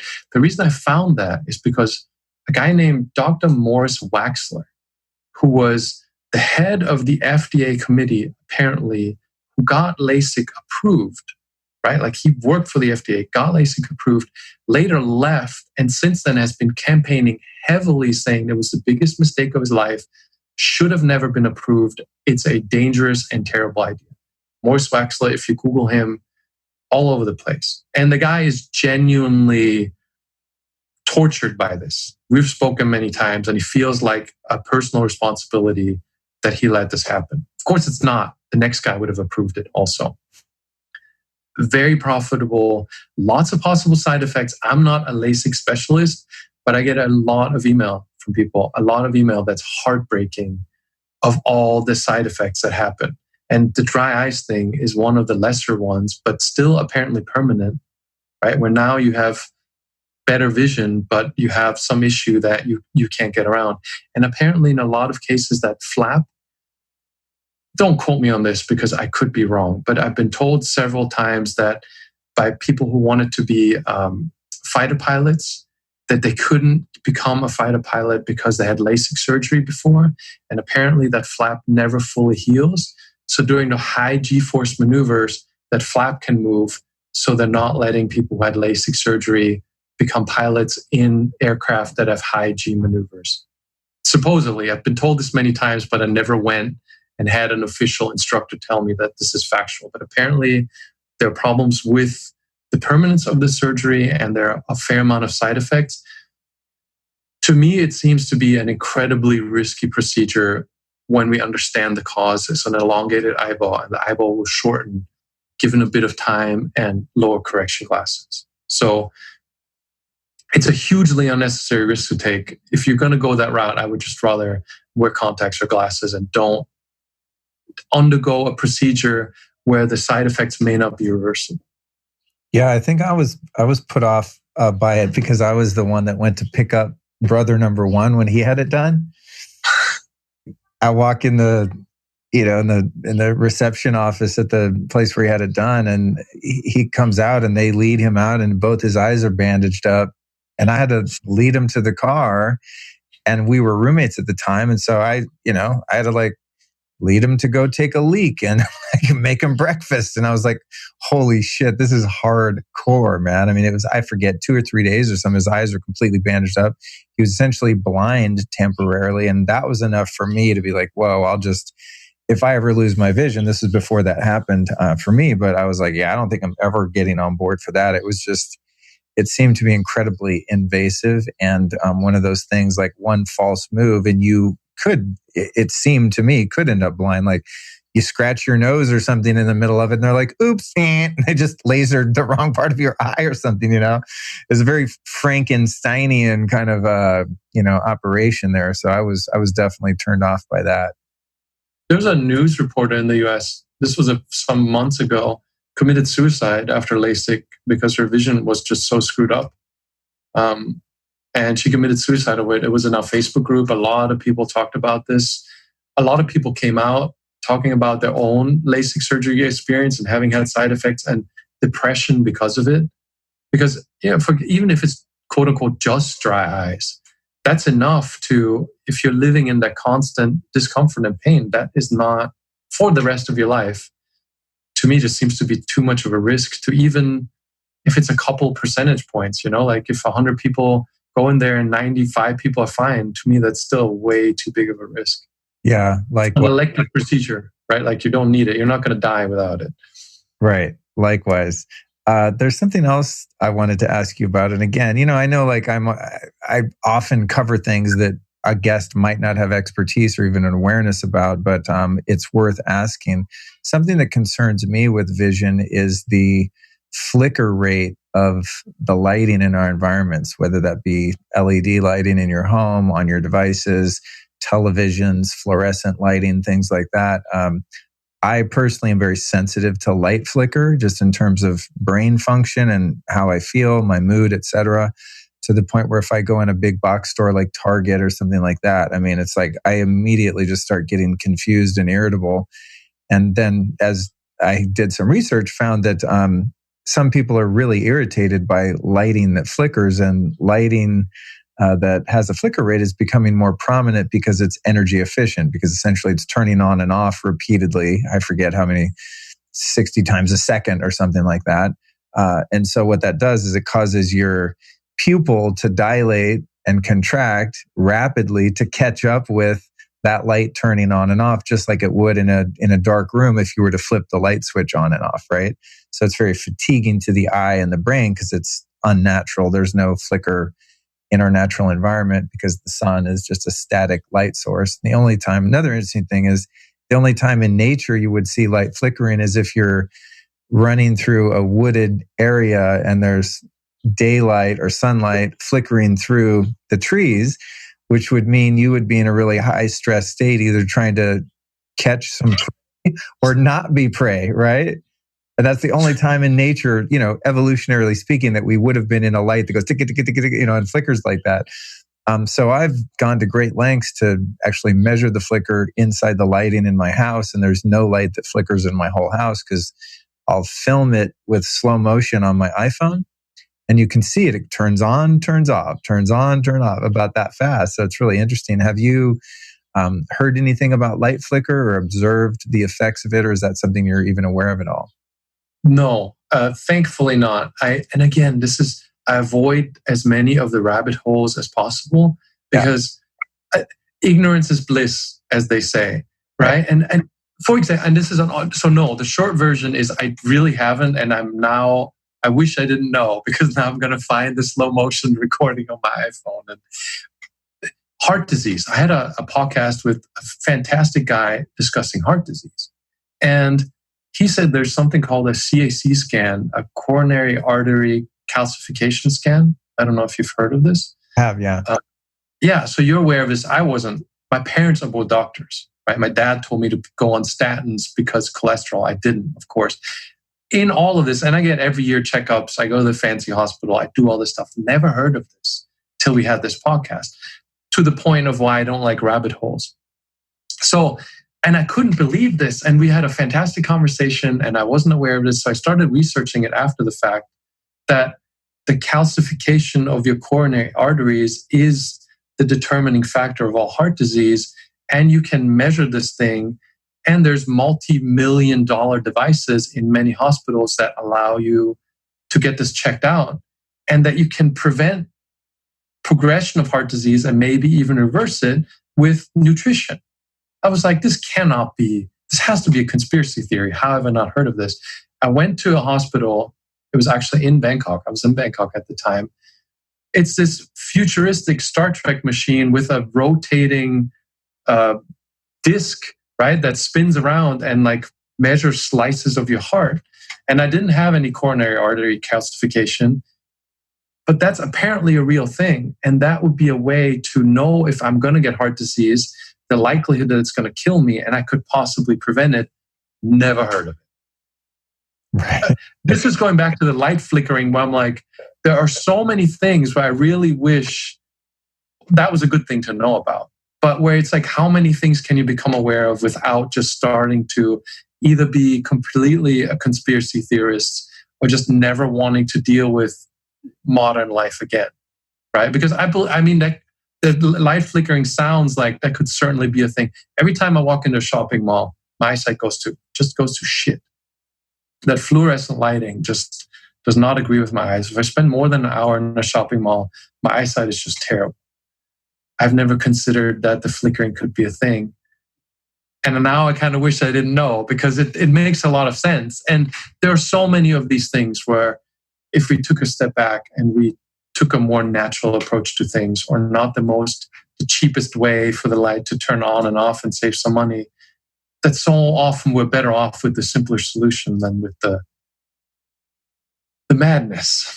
Described a huge part of my, I don't want to say struggle, but being in the business that I'm in, I'm privy to information like that. And I'm so curious and I love to learn. But there is this tightrope of having an awareness of issues like this, but not walking around in fear and being paranoid and causing yourself ultimately psychological and then physical harm by being in a state of anxiety about it, right? So Yeah. if I walk in Target and I go, wow, this lighting is really harsh, I don't like it, that's one thing. But if I go, oh my God, this is hurting my brain, this flicker is like confusing my pupil right now, then it's like an added level of damage that's being caused because you're focusing on something that's wrong. So I think for me, this is something I'm always kind of working on, is to build a lifestyle and educate the listeners of this podcast how they can build the same lifestyle if they so choose, that is more in alignment with nature, but also to accept that there are just some things about modern life that you can't change, and to be paranoid with them.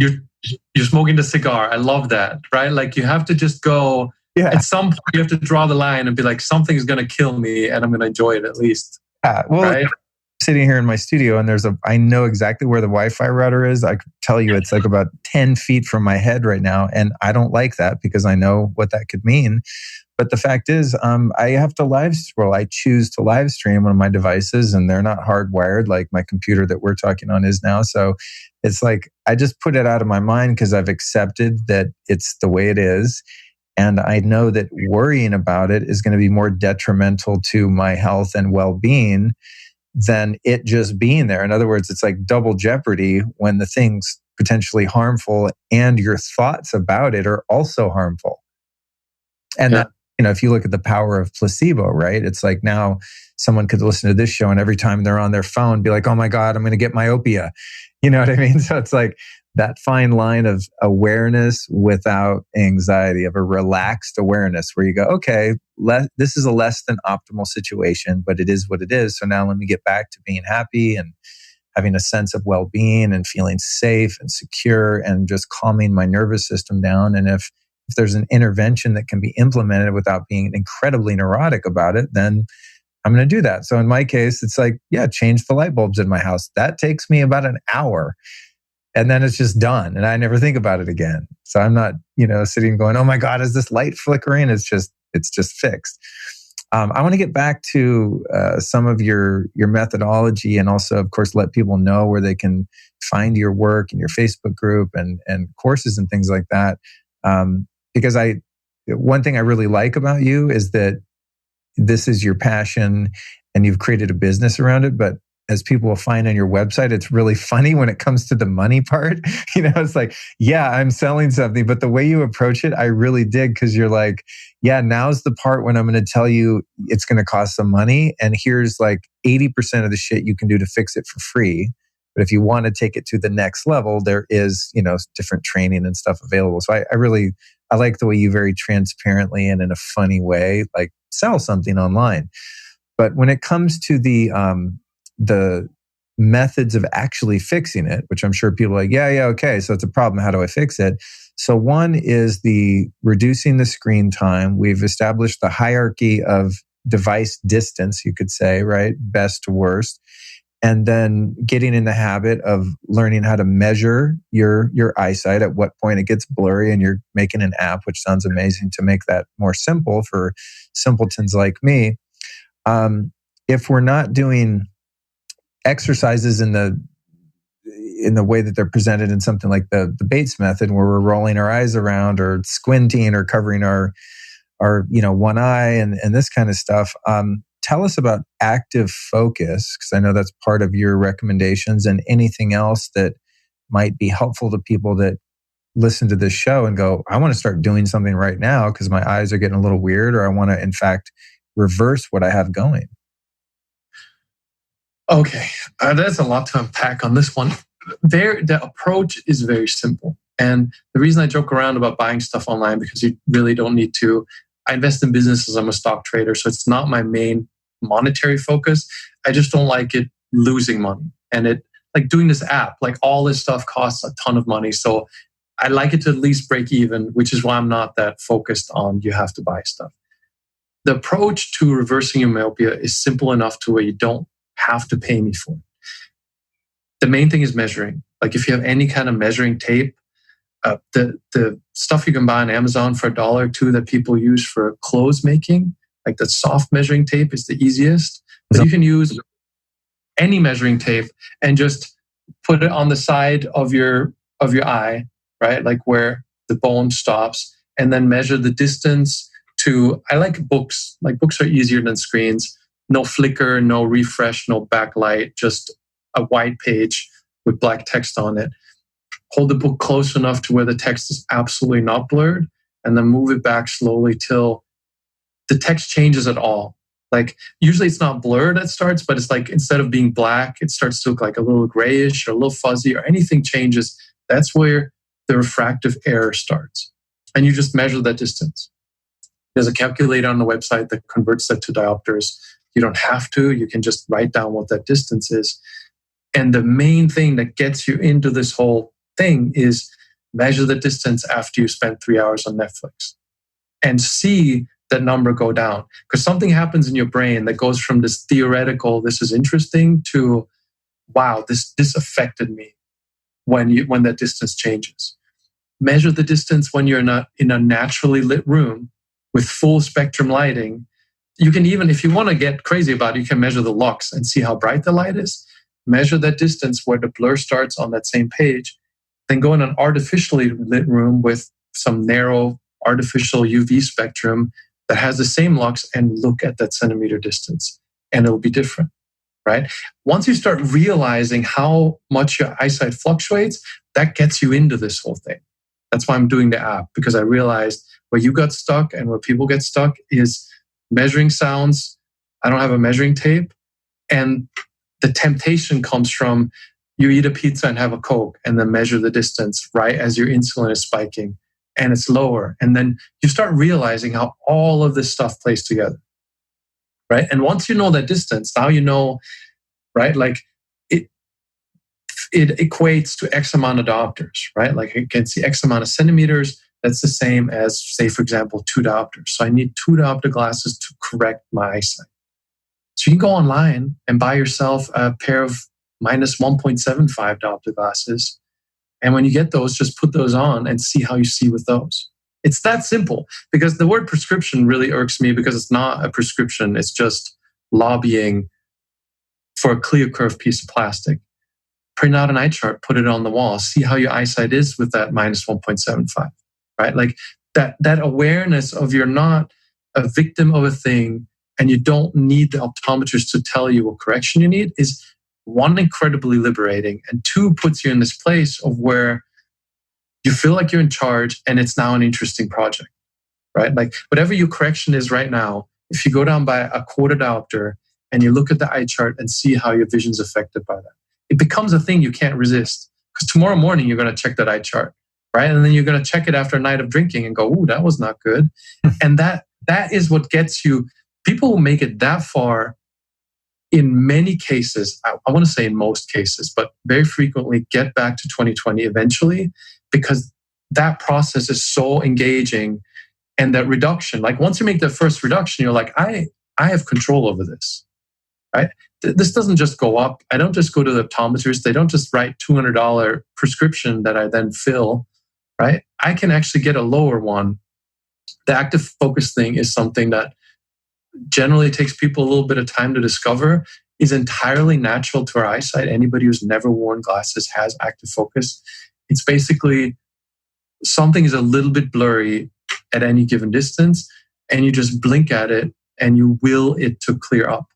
There's always that little bit of where your eye didn't focus correctly, or there's a little bit of margin, like sandbagging, right? Like if you really need it to clear up without squinting, you can clear it up. And most people who've never worn glasses just instinctively do this and know how to do this. If you've worn super strong glasses that stunt that ability, you might have forgotten how to do it. But it's basically just you look at something that's too blurry to read and you blink at it and you're like, what does it say? And then it just clears up enough to read. That's all active focus is. And that's that. If you wear glasses that are strong enough to where you can recognize your friends and walk down the street and drive safely, in California, I'm pretty sure that's 20/40 eyesight, right? So whenever optometrists refuse to sell you whatever kind of glasses you want, the law mandates 20/40.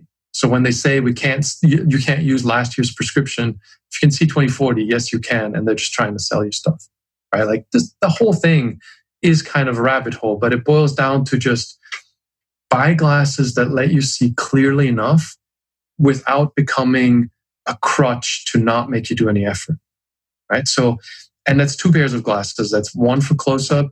If you can see your computer screen fine without glasses, just always take them off. Never, ever, ever, ever wear distance glasses for close-up. If your glasses are over 2 diopters in general, you need something for close-up. That's usually a diopter and a half less. I have a whole free email series that also explains all this stuff for people who get lost in the details, can't write it down. So you have about a diopter and a half less for close-up. That gives you that computer screen distance with a little bit of challenge. So if you're sitting ergonomically comfortable, that distance should let you see the screen clearly. But if you move your hat back a little bit, it's just a little bit blurry. You blink at it, it clears up. That's enough to prevent a lot of the close-up strain. That's how you can get away with 8 hours a day of screen time, by wearing correction low enough and challenging your eyesight. And then when you go outside, you wear glasses that are strong enough to see, but not so strong that you don't have to make an effort. And not so strong that a bad day isn't clearly a bad day. That's all the method is. That's why I joke about you don't need to pay me money, because it is literally that simple. 2 pairs of glasses that address your 2 main distances and don't make them any stronger than they need to be, and challenge your eyesight. And if you do that correctly, and a million little details that you may or may not need, you improve your eyesight by just under a diopter a year. So for somebody like me with 5 diopters, it's about 5 years. But it's not 5 years of work. It's one set of habit changes, and then you forget about it, right? Like I adopt one new hobby, like I kite surf, right? Like that is my thing.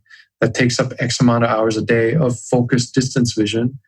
And then I have 6+ hours of screen time that I break up in 3-hour chunks, right? And my vision stays 20/20.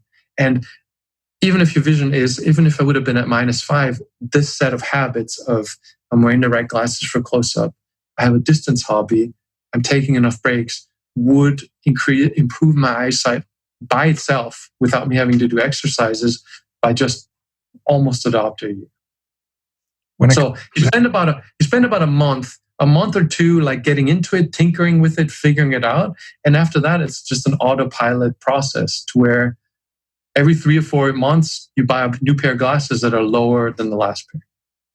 Wow, that's cool. When it comes to the active focus, when you're, like I have something written on my wall, a reminder, well, it's not written on the wall, piece of paper taped to the wall. I'm not doing graffiti in my studio here. And so when I'm sitting right here, I can read it, but it's like double vision, kind of blurry. So if I wanted to practice active focus, I would get close enough to that piece of paper where it's totally clear, then back up a little bit where I have to kind of do that trick to make it clear and keep increasing that threshold of distance so that it remains clear as I back away. That's an interesting way to find it. But then as an ongoing habit, it is just a matter of the glasses you wear are never so strong that you can see everything perfectly. Got it. Like you go to Starbucks and it's kind of dark in there, and the menu on the wall is just small enough to where you can't read every bit of it without blinking at it. The ideal thing is to where you make your glasses the amount of diopters to where you have to use active focus consistently, right? Like it's kind of something, it's a discovery process to where you don't want your glasses so weak that you can't recognize people's facial expressions, but that license plate that's like at the end of the light up there is blurry, and you just built that habit of going, what is it, a Z or an A? And you just blink at it. Making that habit a subconscious, almost subconscious habit is the stimulus that makes your eye go, whoops, I'm not quite right. And that ongoing stimulus habit is what improves your eyesight. Cool. So finding it is a challenge, and then building a habit is a challenge. But once you have it, as long as you wear glasses that always keep you a little bit challenged, the rest just happens. And I'm assuming that the active focus practice that you're describing, that you habituate yourself to, can also be practiced without any glasses at all. Like my glasses, for example, are only necessary when something's pretty far away. So anything in my immediate surrounding is legible and clear, but I would just do that active focus habit whether I'm wearing glasses or not. It's just a matter of like how far in the distance the thing is that I'm trying to focus. So if I go into a coffee shop and I'm like having a little hard time reading the menu rather than putting my glasses on to really just see if I can get my eyes to comply with my demand of like, no, I'm going to read if that's a frappuccino or a cappuccino, right? And is that the idea? That is exactly the idea. And that's all you need. It's a little more challenging when your eyesight is almost fine, because then you're always at that threshold. And I have a few other tricks for that, but that's another longer story. For somebody with more diopters, it's really easy because they just keep reducing and they're always in a challenging spot. If your eyesight is good enough to where mostly you're fine, you kind of wiggle back and forth on that threshold and slowly you're improving. If you make this a consistent habit, a year from now, your overall vision will be better. But it's the good days, bad days thing. The good days, bad days are less noticeable in somebody with -5. But if you're already almost fine, you only sometimes need glasses, it can be somewhat frustrating on a shorter timeline because it seems better. You're like, wow, it's really better. And then there's like 3 months to where you're like, it's really not better.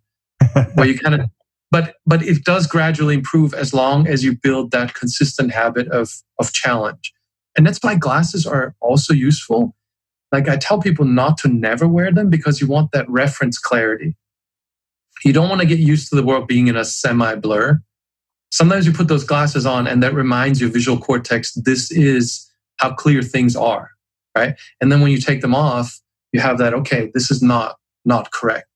Because sometimes people never wear glasses. They just get used to Frappuccino and Cappuccino looking the same. And then you don't get that stimulus. Right. I think you just described me because I'm so paranoid of wearing my glasses that I just accept that things are always kind of blurry, when they're a certain distance away. And that's interesting.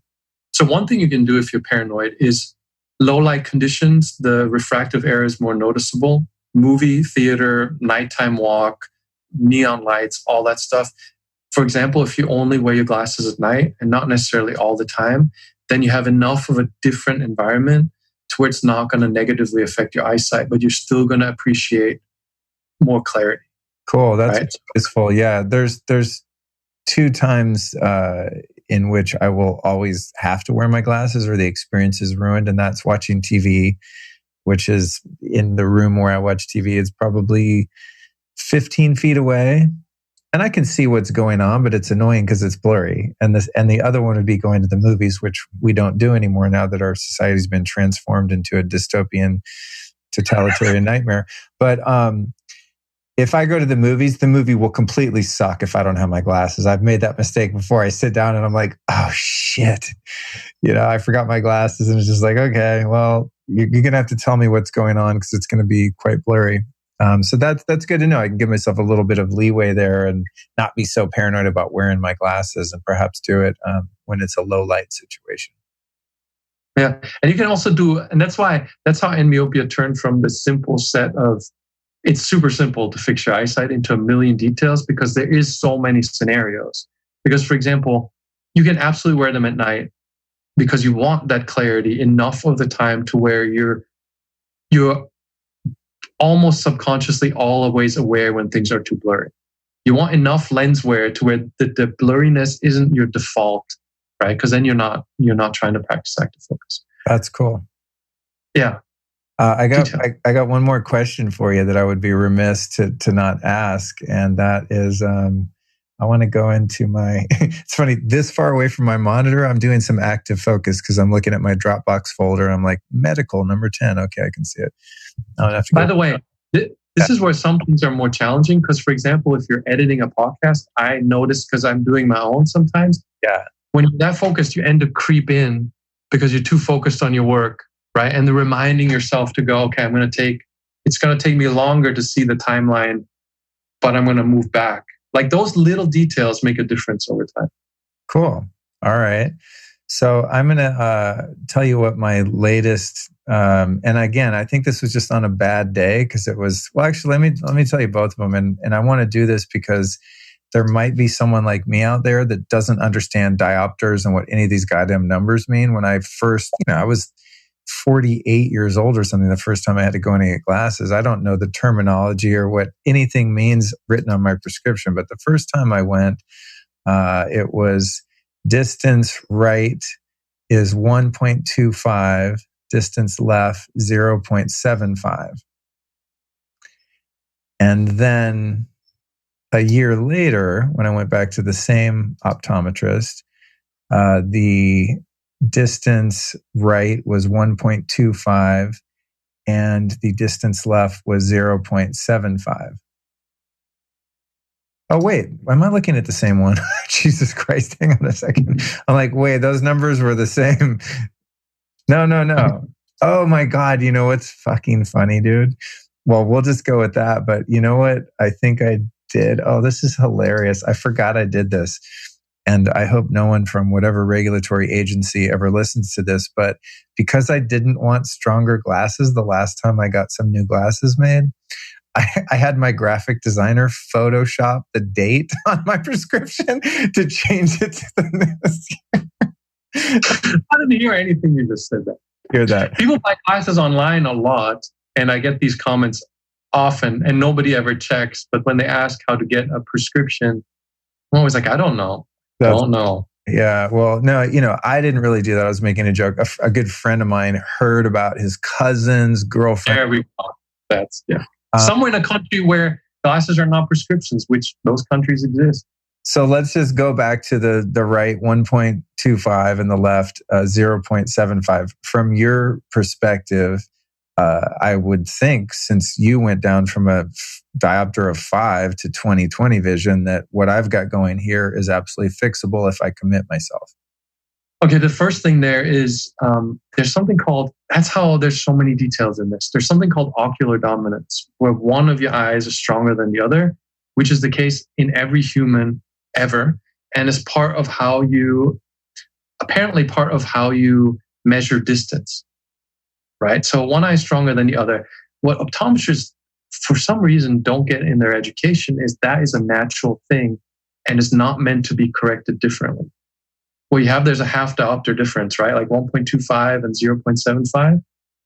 What you actually want is a pair of -1 diopter glasses.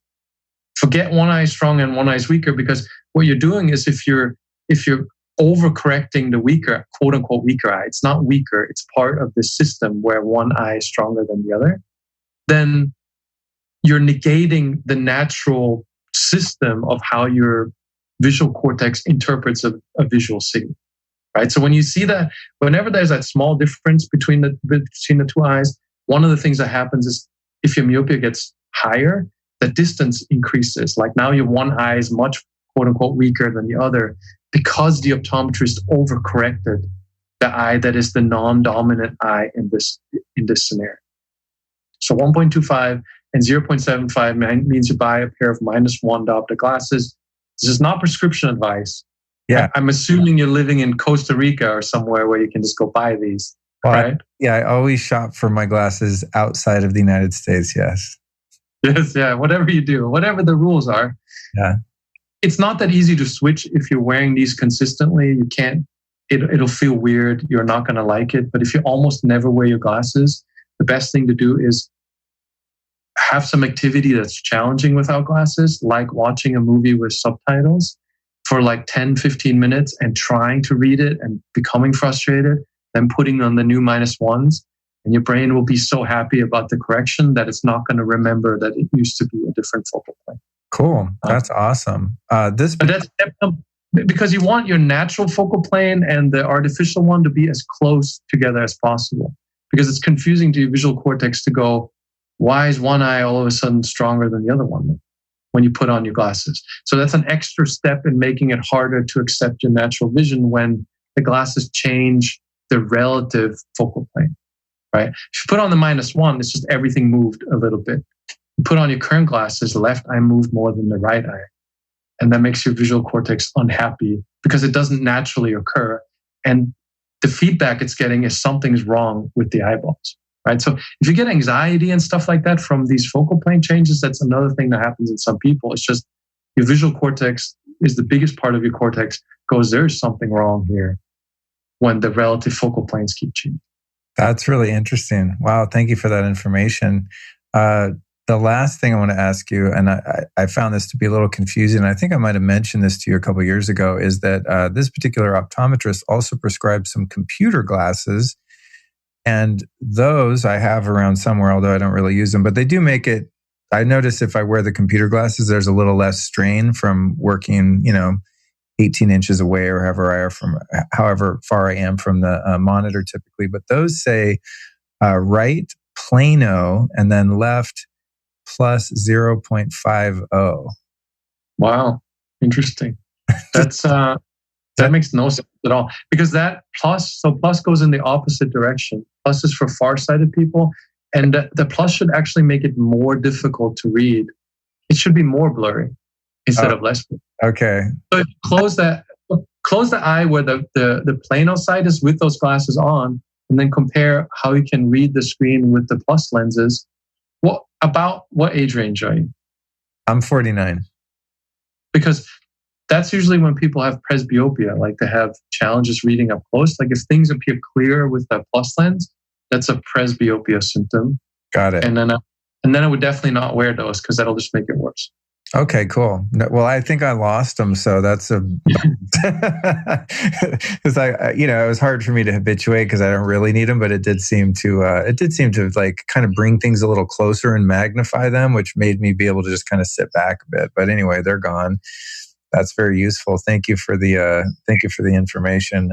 I'm assuming I'm not the only one listening that doesn't know what any of those freaking numbers mean and has no point. But easy to figure out. So, for example, your distance, and I didn't mention this at all, is when you measure your distance, the centimeter distance of how far you can see clearly, and diopters is a direct conversion. It's just 100 divided by the centimeters equals diopters. That's it. Like, I don't like math either, right? Like, but it's that simple. Like, I have my phone. So say you can see 40 centimeters. So 100 divided by 40 is what? 2.100 divided by 40? 2.5. Right? So 2.5 diopters is the glasses you need if you can only see 40 centimeters. So if you're sitting in front of a book and you're measuring the distance and it's at 40 centimeters, it starts to be blurry, then you need minus 2.5 diopter glasses to have perfect vision. And the formula is just 100 divided by the distance. So diopters is nothing other than how far can I see before there's blur. Oh, cool. That's it. Well, thanks for the clarification. I should probably mention that way earlier, because I know I can see your eyes going, oh God, whatever, math. I'm that way, but it's really just distance to blur. You can express it in centimeters. You can express it in diopters. It's 100 divided by the distance. That's it. Got it. Cool, man. Cool. Very good. Okay, so that brings me to the close here, and I want to know where people can find, your Facebook group, website, when you anticipate this app for measuring your distance site is going to come out.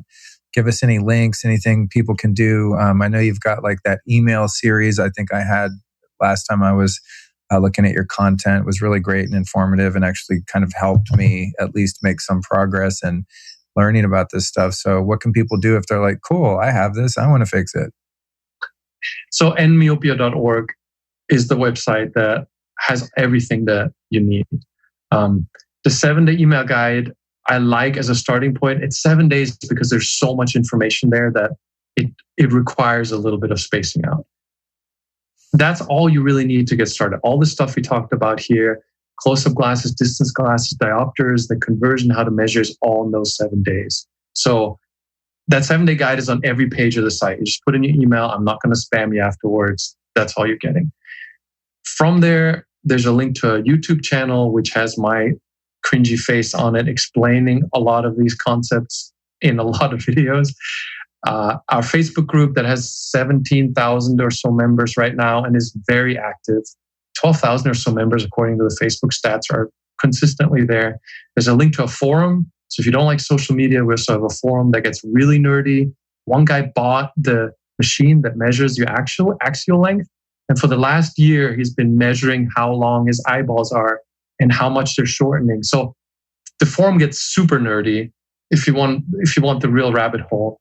We're also finally making a wiki. So that's community sourced. So you don't have to necessarily read all my rant-filled website articles to get all the content that's coming out in the next few days. All of the general social media and all the stuff that you need, myopia.org will take you to all of it. Awesome, man. All right, I've got one last question for you, and this will be probably a bit of surprise, I hope. You've taught me in the audience a ton today. Who have been 3 teachers or teachings that have influenced your life and your work that we might be able to go check out? Wow, that is a surprise. That is a surprise. I don't have a good answer for this because, for one, I'm terrible with names. And for the other, I read a lot. Like on average, I'll read, not lately since I've been stuck here, but 2 or 3 books a week is pretty common for me to just read stuff. My favorite, I'm going to give you one, and this might sound a little stereotypical maybe for California, but Buddha. Because especially with these rabbit holes, and especially with all that stuff, like just finding the inner peace to not care, understanding things, realizing things without an emotional attachment is probably my biggest all around. How do I still enjoy life while living with this awareness of all the things that you're learning and that I'm learning and that we're around? So that's, as far as teachers go, that would probably be my 1 out of 3 pick. I don't really have 2 other ones because I have. Okay. I mean, that one's a big one, dude. So that gives plenty. And it may sound like one of my best friends here, who is 23, but is older than me when it comes to like maturity. It's all Buddhist stuff. Every time I'm like, how do you come up with this thinking? It is always Buddhist stuff, and it centers so much of the social media and the Instagram and being lost and stuff, going back to something that's been figured out so long ago that we need to get back to, and away from the emotion of how many people liked my stuff. Yeah, thank you. Well, that's sage advice, and that definitely qualifies for a great recommendation. And with that, I will bid you farewell, my friend. And I'm really, really pleased that we had the opportunity to finally get this podcast recorded. You've been in my email folder of like people to interview for a long, long time. And, finally the stars aligned and we're both motivated to get it done. So I really appreciate you taking the time to share your wisdom and expertise with us today. Thanks so much for taking the time. I really appreciate it. For sure, man. All right. I'll talk to you soon. Well, that was a lot of very useful information when it comes to restoring your vision, was it not? I promised, and Jake delivered. Now, if you want the show notes and even links to the complete transcripts for every single episode, including this one, don't forget, all you have to do is go to lukestory.com/newsletter. That's lukestory.com/newsletter, or simply text the word lifestylist to the number 44222 on any US phone. That's all one word. Lifestylist to the number 44222. Okay, a little bit about next week's episode. It's called A Spiritual Awakening with the David Hawkins Map of Consciousness, featuring Clayton Stedman. And for those of you that have been listening to the show for a while, I constantly refer to the work of Dr. David R. Hawkins, one of my all-time, if not all-time, most influential spiritual teachers. And one of the things that Dr. Hawkins created was this map of consciousness and the use of kinesiology to determine the level of consciousness or the truth or falsehood of different concepts, theories, teachings, etc. So next week's guest, Clayton, has spent years and years perfecting the art of this kinesiology method and the work of David Hawkins. So while David Hawkins has passed away, and I obviously couldn't get him on the show, at least in this linear reality, I was able to get someone who's as much of a super fan and even more of an expert in all of Hawkins' work. So that's next week's episode. To make sure you don't miss that or any episode to follow, make it really easy on yourself. Just click subscribe on your podcast player, and each episode of this show will be magically uploaded, or rather downloaded. Which one is it? Uploaded or downloaded? Maybe both, to your device or computer. Let's thank our sponsors, because honestly, without them, this show would not be possible. I couldn't do it for free. I'd have to have a job somewhere. And God knows in today's job market, that could be difficult considering my limited skill set. So let's thank Blue Blocks. To get yourself some amazing, stylish, very effective blue blocking eyewear, go to blueblocks.com. That's BLUBLOX, blueblocks.com. Got a discount code there of 15%, and the code is Lifestylist at blueblocks.com. Next, let's thank our friends over at Juve. I did a Juve session this morning, as I do 98% of the time. Amazing red light therapy with health benefits too numerous to mention in this outro, but you can get yours over at juve.com/Luke. That's JOOVV.com/Luke. I literally could not live without red light therapy. It's the best ever, and you can find it at juve.com/Luke. Last but certainly not least, everyone loves chocolate, especially Cacao Bliss from Mindful Health. You can find this amazing powdered elixir with tons of other fantastic herbs and adaptogens at earthechofoods.com/Luke Story. That's earthechofoods.com/Luke Story. The audience discount there is Luke15. That gets you 15% off. So those are our 3 official sponsors of the show today. If all of those links are too much for you to recall, remember you can always find them by clicking on the show notes in your podcast player or the show notes that get emailed to you if you sign up for my newsletter. You can also find all of these products at lukestory.com/store. I've put together over the past 5 years a very well organized and highly curated collection of all of my favorite health and wellness products. That's lukestory.com/store. All right, folks, that's it. I'm going to let you off the hook here, and we'll be tuning in next Tuesday with Clayton Stedman, talking all about the work of Dr. David Hawkins. Be back in your ears then.